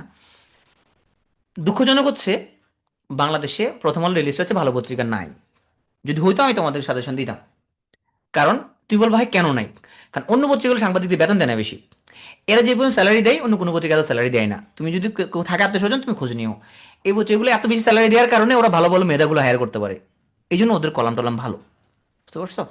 তো এখানে আমার কোনো বায়াসনেস না যে আপনি ওদের আবার ইয়ে কিনা, তোমরা কি বলো এজেন্ট? আমি ওদের কোনো এজেন্ট না, আমি ওদের চরম বিরোধী ছিলাম এক সময়। কিন্তু আমার বাসায় প্রথম আলো রাখা হয়, কেন রাখা হয়? কারণ আমি হচ্ছে ভালো পত্রিকা তো নাই বাংলাদেশে। যদি কখনো হয় তখন আমি ওইটা তোমাদের সাজেস্ট করব। হ্যাঁ, এর পাশাপাশি তোমার বণিক বার্তা আছে। বণিক বার্তার কলামগুলো খুব ভালো। হুম, বণিক বার্তা পড়তে পারো, ওদের তোমার কলামগুলো বেশ ভালো। হ্যাঁ, এর পাশাপাশি তোমাদের যদি কোনো ফেভারিট কোনো পত্রিকা থাকে, তারা যদি ভালো কোনো কলাম লেখে, সেই কলামগুলো তুমি তোমার পড়তে পারো। হ্যাঁ, এখানে আমার কোনো প্রেফারেন্স না যে এরকম, কিন্তু আমি এই পত্রিকাগুলো আমি নিজে পড়ি এবং ওদের কলামগুলো ভালো লাগে, এই জন্য বলছে। আর ইংলিশ পত্রিকার মধ্যে খুব প্লেন ল্যাঙ্গুয়েজে লেখে আল জাজিরা এবং পাকিস্তানের দ্য ডন। হ্যাঁ, দুটো পত্রিকা আছে। আল জাজিরা পড়লে একদম আমাদের এশিয়ান ইংলিশ, খুব প্লেন ইংলিশ, এবং পাকিস্তানের ডন, এই দুটো পড়তে পারো। ইংলিশ তোমার ওরা বেশ সমসাময়িক আর্টিকেলগুলো বেশ ভালো, এদের ল্যাঙ্গুয়েজটা খুবই প্লেন, এগুলো পড়তে পারো। আমি অবশ্যই তোমাদেরকে বলবো পত্রিকা পড়ার হ্যাবিট ডেভেলপ করো। প্রত্যেক দিন তুমি অবশ্যই আধা ঘন্টা থেকে 1 ঘন্টা পত্রিকা পড়বা। কেন পড়বো? মুখস্থ করবো না, মুখস্থ এমনি পড়বা, তুমি এমনি পড়বা। এবং এখানে অন্য কোনো বেনিফিট আছে কিনা? হ্যাঁ, হইতে পারে তুমি পত্রিকা পড়তে পড়তে তুমি জানতে জানতে এত জানোয়ার হয়ে গেছো, তখন তোমাকে ওই যে টকশোতে ডাকবে তোমাকে, মানে অনেক জানলে মানে জানোয়ার হয়ে যায়, তখন টকশোতে ডাকে, টকশোতে গেলে তোমার জানোয়ার মার্কা কথাবার্তা বলে, তখন তুমি একজন জানোয়ার হয়ে তুমি সেখানেও কথাবার্তা বলতে পারবা, তাহলে লস নয় তো। হ্যাঁ, পত্রিকা বলে অনেক লাভ আছে, তো তোমাকে ওখানে ডাকতে পারে তোমার এখানে। হ্যাঁ, আর তুমি জ্ঞানী জ্ঞানী কথা যখন বলবা, তখন তোমাকে মেয়েরা তোমার পিছনে লাইন ধরবে, ফ্রেন্ড রিকোয়েস্ট পাঠাবে, তোমার সাথে বন্ধু হতে চাইবে। তো এই জন্য পত্রিকা পড়তে হবে সবাইকে। তোমরা টার্গেট নাও, তুমি কমপক্ষে 200টা এডিটোরিয়াল ট্রান্সলেশন এবং রিট্রান্সলেশন করবা নিজে নিজে। কেমনে? তুমি ডেলি স্টার পত্রিকার ভিতরে ঢুকো, ঢুকে ওদের অপিনিয়ন পেজে চলে যাও। হুম, সম্পাদকীয় পেজে চলে যাও, গিয়ে একটা আর্টিকেল তুমি বাছাই করলাম, ধরলাম সমসাময়িক অর্থনীতি নিয়ে একটা আর্টিকেল আছে। ওই আর্টিকেলটা তুমি ইংরেজি থেকে তোমার মতো করে বাংলা ট্রান্সলেট করো নিজে নিজে। তুমি ডিকশনারি থেকে বা গুগল থেকে অর্থ খুঁজে খুঁজে ওয়ার্ড বের করে তুমি এটা বাংলা করো। এইবার তুমি যে বাংলাটা করছিলা, সে বাংলাটাকে আবার ইংরেজি করো নিজে নিজে, করে দেখো অরিজিনালটার সাথে কতটুকু মিল আছে। এইবার ট্রান্সলেশন করতে গিয়ে তোমাদের যে প্রশ্নটা, ভাইয়া ভুল নাকি শুদ্ধ কেমনে বুঝবো? এটা বোঝার কোনো প্রয়োজন নাই। তুমি প্রথম 6 মাস কোনো ভুল শুদ্ধ নাই, ট্রান্সলেশন করবা, খাতাটা এমনি রেখে দিবা। 6 মাস পরে তুমি নিজে টের পাবা, তোমার 6 মাস পরে দেখবা তোমার ভোকাবুলারি অনেক এনরিচ হয়ে গেছে, তুমি এখন অনেক ভালো ধরতে পারতেছো। দেখো, আমরা বলি যে আমরা তোর ভাই লিখতে পারি না, লিখার জন্য তোমাকে আগে পড়তে হবে। তুমি যখন 100টা আর্টিকেল যখন পড়বা, তখন ওই টপিকে একটা আর্টিকেল তুমি লিখতে পারবা। এখন আমরা কোনো কিছু পড়ি না, না পড়ে বলি যে আমি তো ভাই লিখতে পারি না। আসলে তুমি তো পড়ো না, সমস্যা ওই জায়গায়। আগে রিডিং হ্যাবিট ডেভেলপ করবা, রিডিং হ্যাবিট ডেভেলপ করলে অরিজিনাল তুমি অটোমেটিক তুমি লিখতে পারবা। তাহলে 200টা এডিটোরিয়াল তুমি ট্রান্সলেশন এবং রিট্রান্সলেশন করবে, একটার জন্য তুমি 2 দিন সময় নাও। তুমি যদি টার্গেট নাও যে আগামী 1 থেকে 1.5 বছরে তুমি 200টা এডিটোরিয়াল ট্রান্সলেশন এবং রিট্রান্সলেশন করবা, প্রথম 6 মাস ভুল শুদ্ধের দিকে তুমি তাকাবা না, জাস্ট তুমি করবা, করে রেখে দিবা। নিজের মধ্যে তুমি অগ্রগতিটা তুমি টের পাবা। এখন তুমি প্রশ্ন করতে পারো, ভাইয়া নিজে নিজে কষ্ট করে করবো নাকি বাজার থেকে ট্রান্সলেশনের বই কিনে সেখানে প্র্যাকটিস করবো, কোনটা বেশি লাভ হবে? আমি তোমাকে বলি, তুমি নিজে কষ্ট করে আর চিবাই চিবাই ভাত খাইলে এটা ভালো হবে, নাকি তোমাকে একজন চালাই দিবে ভালো হবে, কোনটা? চিন্তা করো, যে একজনে তুমি পাশে রাখবা, ওকে বলবা তুমি ভাই আমার ভাতগুলো তুমি চাপাই চাপাই দাও, তারপর আমি খাই। হ্যাঁ, তো নিজে কষ্ট করে ভাত খাইলে যেরকম পুষ্টি ভালো হবে, তুমি পুষ্টিটা পাবে আস্তে আস্তে খাইবা। হ্যাঁ, ওটা যেরকম পুষ্টিকর, এই প্র্যাকটিসটা করতে গিয়ে তুমি একটা সেন্টেন্স প্র্যাকটিস করবা, বাংলা করবা, ওয়ার্ড একটার অর্থ পাচ্ছ না, খুঁজতে খুঁজতে হয়রান হয়ে গেছো, প্রতিটা ইফোর্ট তোমার ব্রেনে ইমপ্রেশন ক্রিয়েট করবে, তোমার নিউরনে ওই তথ্যটা আরো ভালো করে সেভ হয়ে যাবে। তাহলে কষ্ট করে যেটা শিখবা, কষ্ট করে যেটা শিখবা ওটা তোমার অনেক বেশি মনে থাকবে। তাহলে কষ্ট করে যারা প্র্যাকটিস করবে তাদের বেশি মনে থাকবে, কিন্তু ওটা না করে যে বাজার থেকে ট্রান্সলেশনের বই কিনে তারপরে তুমি হচ্ছে ট্রান্সলেশনটা তুমি ওখান থেকে তুমি দেখে দেখে শিখলা, ওটা কম মনে থাকবে। আমরা আলোচনা একদম শেষ দিকে চলে আসছি। দেখো, বিসিএস এর জন্য কি কোথাও কোচিং করার দরকার আছে? আমি তোমাকে গাইডলাইন তো দিয়ে দিলাম, এখানে আমাদের ইউটিউব চ্যানেলে অসংখ্য ভিডিওস আছে তোমার বিসিএস এর উপরে। কোনো কোচিং করার দরকার আছে? এটা বলার আগে আমি লাক্সারি ট্র্যাপ নিয়ে একটা কথা বলি, তারপর এটা আনসারটা আমি দিব। আমরা যারা এখন সেশনে আসছি, প্রত্যেকে কমপক্ষে 15 থেকে 20 হাজার টাকা দামের একটা ফোন ব্যবহার করতেছি। প্রত্যেকে মাসে কমপক্ষে 300 থেকে 400 টাকার খরচ করি ইন্টারনেটের পিছনে। ফ্রেন্ডদের সাথে চিল করতে যাই, ঘুরতে যাই, রেস্টুরেন্টে যাই, খাওয়া দাওয়া করি, দামি জামা কাপড় পরি, কিডনি বেচছে, আইফোন কেনার স্বপ্ন দেখি। কিন্তু আমরা স্কিলের পিছনে খরচ করতে চাই না। কেউ যদি বলে এই বইটা কিনো, বাজার থেকে বিভিন্ন রেফারেন্স বই কিনো, ইতিহাসের বই কিনো, আমরা বই কিনতে চাই না। কি বলি, বই কিনতে গেলে প্রশ্ন চলে আসে যে ভাই অমুক বই পড়লে হবে না, এটা না কিনলে হবে না। ভাই আমার এক সিনিয়র আপু, উনি 12 বছর আগের একটা বই ছিল ওনার কাছে, জিকে একটা বই ছিল 12 বছর আগের, ওইটা পড়লে হবে না? আমার কাছে ওইটা আছে, ওটা কি পড়বো? হ্যাঁ, তখন এই প্রশ্নটা চলে আসে। একটা বইয়ের 300 বা 400 টাকা দাম, হ্যাঁ, সে বইটা কিনতে চাচ্ছে না। কেন? কারণ আমাদেরকে শিক্ষা প্রতিষ্ঠানে বিনিয়োগ শিক্ষা দেওয়া হয় না, যে কিসে বিনিয়োগ করলে রিটার্ন অনেক ভালো হবে। এই জিনিসে শিক্ষা দেওয়া না হওয়ার কারণে আমরা একটা মোবাইল কিনে ফেলতেছি অনায়াসে, খাচ্ছি দাচ্ছি, ঘুরতে জামা কাপড় পরতেছি, দামি জামা কাপড় কিনতেছি আমরা, এটা আমরা করতেছি, কিন্তু আমরা একটা স্কিলের পিছনে বিনিয়োগ করি না। আমাদের মাথায় যেটা কাজ করে, কোচিং মানে তো ব্যবসা। পৃথিবীতে প্রত্যেকটা কোনো না কোনো ব্যবসা, প্রত্যেক কোনো না কোনো কিছু সেল করে। তুমি যে বিসিএস ক্যাডার হতে চাচ্ছ, তুমি তো তোমার স্কিল সেল করবা, তুমি তো বিনামূল্যে আসলে চাকরি করবে না। তুমি যে জুমে জয়েন করছো, জুম একটা $1 বিলিয়ন একটা কোম্পানি, তাই না? তুমি যে ফোনটা কিনতেছো, ফোনটা $1 বিলিয়ন কোম্পানি। হ্যাঁ, তো প্রত্যেক কোনো কিছু না কিছু আমরা সেল করি, কোচিংও কিছু না কিছু সেল করে। তাহলে এই কোশ্চেনের আনসারটা আসলে ইয়েস নো দুটাই। কারোর জন্য দরকার, কারোর জন্য দরকার নেই। হুম, কারোর জন্য দরকার আসলে কেন দরকার হয়? কারণ এশিয়ান কান্ট্রিগুলোতে রিসোর্স লিমিটেড। এটা চায়নাতে ওদের একটা সিভিল সার্ভিস এক্সামের একটা তোমার প্রার্থীদের একটা চিত্র। হ্যাঁ, এশিয়ান কান্ট্রিগুলোতে যতগুলো চাকরি তার চেয়ে অনেক অনেক অনেক বেশি লোক। এশিয়ান কান্ট্রি বলতে চায়না বলো, ভারত বলো, পাকিস্তান বলো, বাংলাদেশ বলো, শ্রীলঙ্কা বলো, সব জায়গায় একই সিনারিও, নেপাল বলো একই সিনারিও। পোস্ট যতটা, ক্যান্ডিডেট তার থেকে অনেক বেশি। তো তুমি যদি ইউরোপে যাও, তুমি স্ক্যান্ডিনেভিয়ান কান্ট্রিগুলোতে যদি যাও, জার্মানিতে যদি যাও, সেখানে পোস্ট যতটা দেখা যায় অতটা লোকও নাই। যে পরিমাণ ওদের প্রয়োজন লোকজন, অতজন লোক বল অতজন নাই।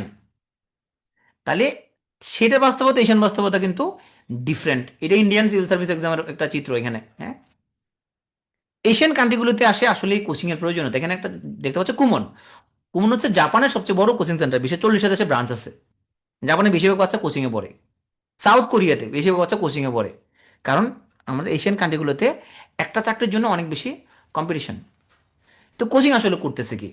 কোচিং যেটা করে এখানে, এই কম্পিটিশনে যদি জিততে হয়, তাইলে দেখো, এ এমনি পড়াশোনা ভালো, ছোটবেলা থেকে ভালো ছিল, রেগুলার টিউশন করায়, বিভিন্ন বই পড়ে, পত্রিকা পড়ে, রেফারেন্স বই পড়ে, সবই পড়ে, খুব ভালো।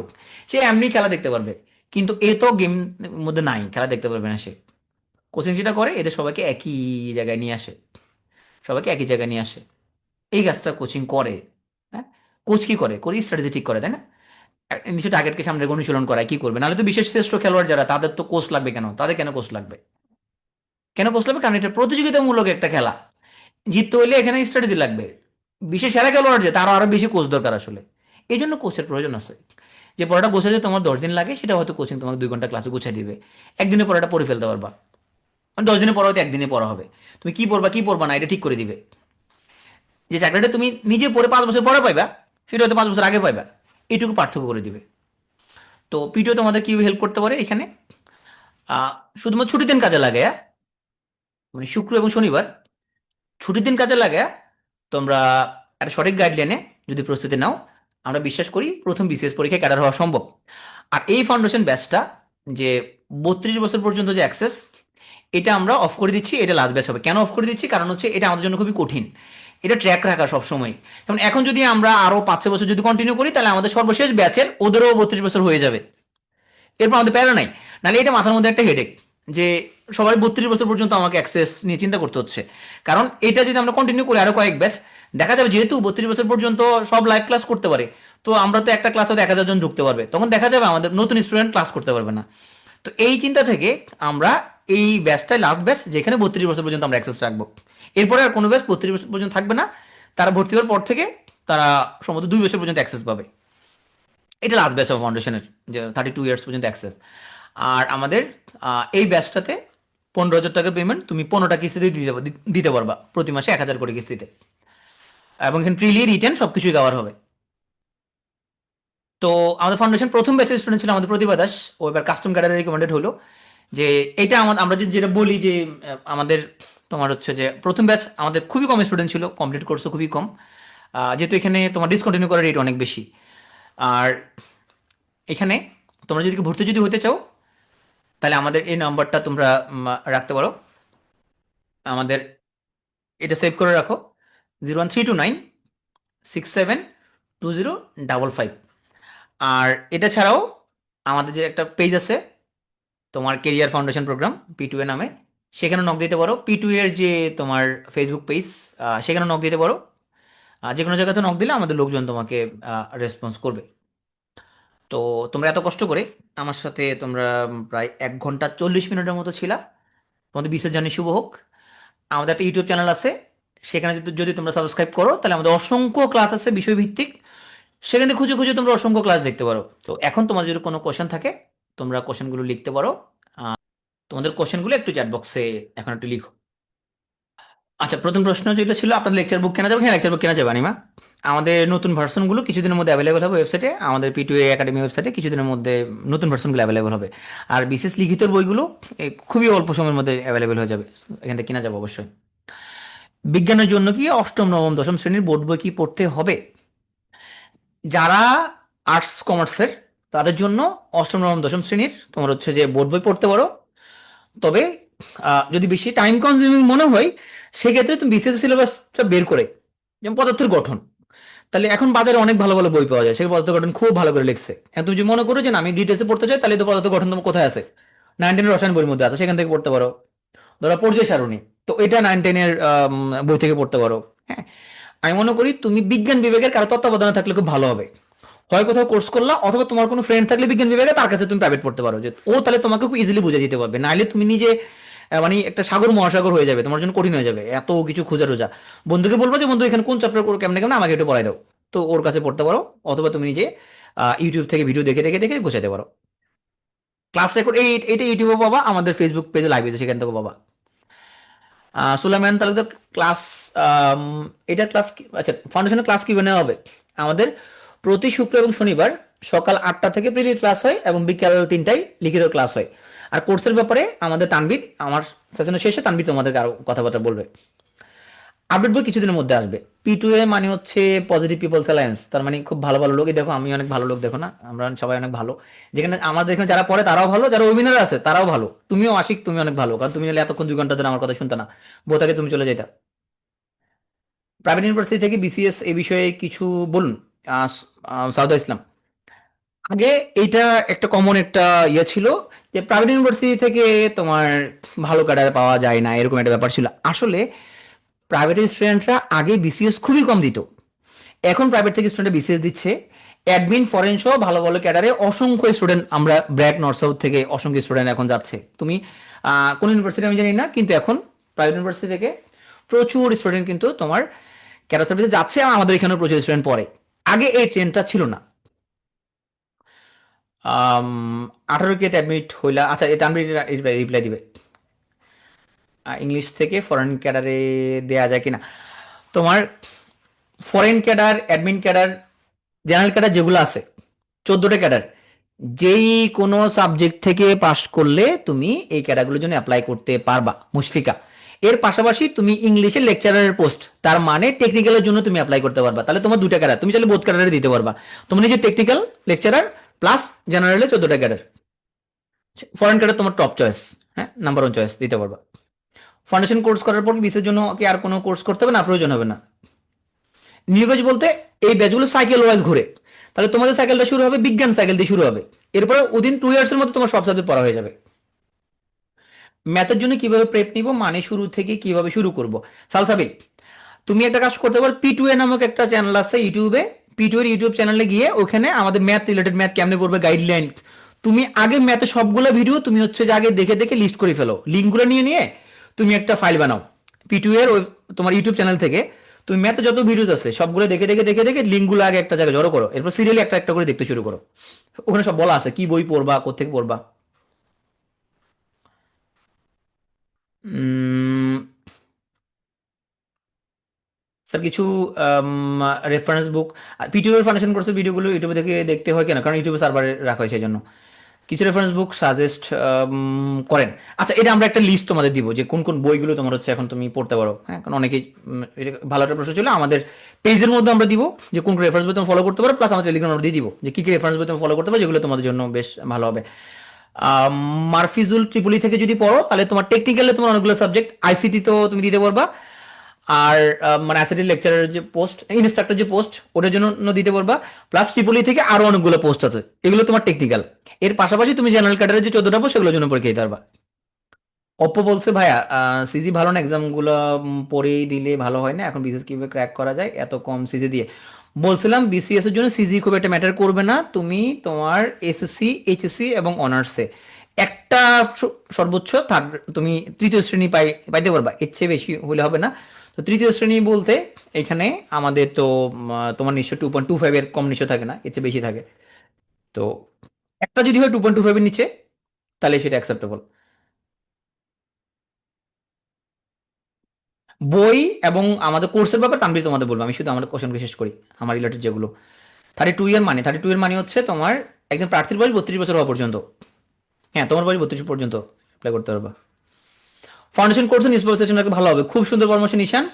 আমরা শুধুমাত্র ফাউন্ডেশন কোর্স না, আমাদের বিসিএস এর সবগুলা কোর্সের জন্য আমরা এই যে কালকেই প্রথম আলোর একজন জ্যেষ্ঠ সহ সম্পাদক আমাদের বাসায় আসবে, ওনার সাথে আমরা কথা বলতেছি যে উনি প্রথমত লেখালেখি করে তোমার কলামিস্ট। সো এরকম সিনিয়র লোকজনকে দিয়ে আমরা তোমার নিউজ সেশন রাখতে চাই পুরো এক সপ্তাহে। যতগুলো ভালো ভালো আর্টিকেল আছে ওনাদের পত্রিকায় প্লাস অন্য পত্রিকাগুলোর মধ্যে যে ভালো ভালো আর্টিকেলগুলো সেগুলো একজন সাংবাদিককে দিয়ে, একজন কলামিস্টকে দিয়ে আমরা কভার করবো ইনশাল্লাহ। এটা আমরা ইনশাল্লাহ আমরা এই জানুয়ারি মাস থেকে আমরা শুরু করতেছি, আমরা শুধু ফাউন্ডেশন কোর্স না, ওই সেশনে আমাদের সব ব্যাচে সবাই আসতে পারবে, আমাদের ব্যাংক, আমাদের বিসিএস ফাউন্ডেশন সবাই আসতে পারবে। ক্লাস 9 জানুয়ারি থেকে শুরু হবে। থ্যাংক ইউ খারাপ বলে স্যার। ভাই অনেক বলে বিসিএস এ ব্যক্তি স্বাধীনতা নাই, এই বিষয়ে আপনার মতামত কি? হ্যাঁ, সরকারি চাকরিতে তুমি সরকারের কিছু নিয়ম নীতি মেনে চলতে হবে, সেক্ষেত্রে ওই তুমি একটা প্রোটোকল আন্ডারে থাকবে, তুমি তোমার মতো করে কথাবার্তা বলতে পারবে না, সোশ্যাল মিডিয়া ইউজ করতে পারবে না তোমার মতো করে, হ্যাঁ, সরকার সমালোচনা করা এগুলো করতে পারবে না, কিন্তু তুমি নিজেদের সরকারের একটা পার্ট। তো ডেফিনেটলি এটা সত্য। নিউজ পেপার নিয়ে আমরা তো বললাম আমরা ইনশাল্লাহ জানুয়ারি মাসে হচ্ছে আমরা তোমার সেশনগুলো শুরু করবো। রুলসটা হচ্ছে তুমি পড়বা মেইনলি কলামগুলো পড়বা। কলাম বলতে তুমি প্রথমে ভিতরে মাঝখানে যে পেজে চলে যাবা সম্পাদকীয়, হ্যাঁ, ওইখানে যাবা, দেখবা যে বিভিন্ন তোমার দেশের অর্থনীতি, রাজনীতি, নির্বাচন, সংবিধান, সংস্কার, মধ্যপ্রাচ্য ইস্যু, ইউক্রেন রাশিয়া ইস্যু, যুক্তরাষ্ট্র, হ্যাঁ, ওদের ট্রেড ওয়ার, এগুলো নিয়ে মানে যে আর্টিকেলটা তুমি চিন্তা করবে আর্টিকেলটা বললে কোনো জ্ঞান অর্জন হবে কিনা। ধরো একটা আর্টিকেল হচ্ছে ব্রাউনবাড়িয়ার 2 দল গ্রামবাসীর মধ্যে মারামারি লাগছে, ওটা পরে তোমাকে লাভ নাই, ওটা তুমি নিউজ, তাই না? ওটা তুমি পড়বা না এখানের মধ্যে কে কাকে মারছে কে কাকে ধরছে এগুলো পড়ার দরকার নাই, তুমি ভিতরের পেজের মধ্যে কলামগুলো যেটা পড়লে তোমার জ্ঞান অর্জন হবে সেই জিনিসগুলো পড়বা। মুখস্থ করার দরকার নাই, নোট করার দরকার নাই। তুমি যদি 1 থেকে 1.5 বছর যদি তুমি পড়ো তাহলে তুমি অনেক জ্ঞানী হয়ে যাবা। তো ওজন যদি 50 কেজি থাকে ওজন 55 কেজি হয়ে যাবে, বাকি 5 কেজি তোমার জ্ঞান। দীপঙ্কর বলছে যে আমি কখন কোন জয়েন করবি বুঝতে পারবো, আমার ফাইনাল তুমি জয়েন করতে পারো তুমি দীপঙ্কর।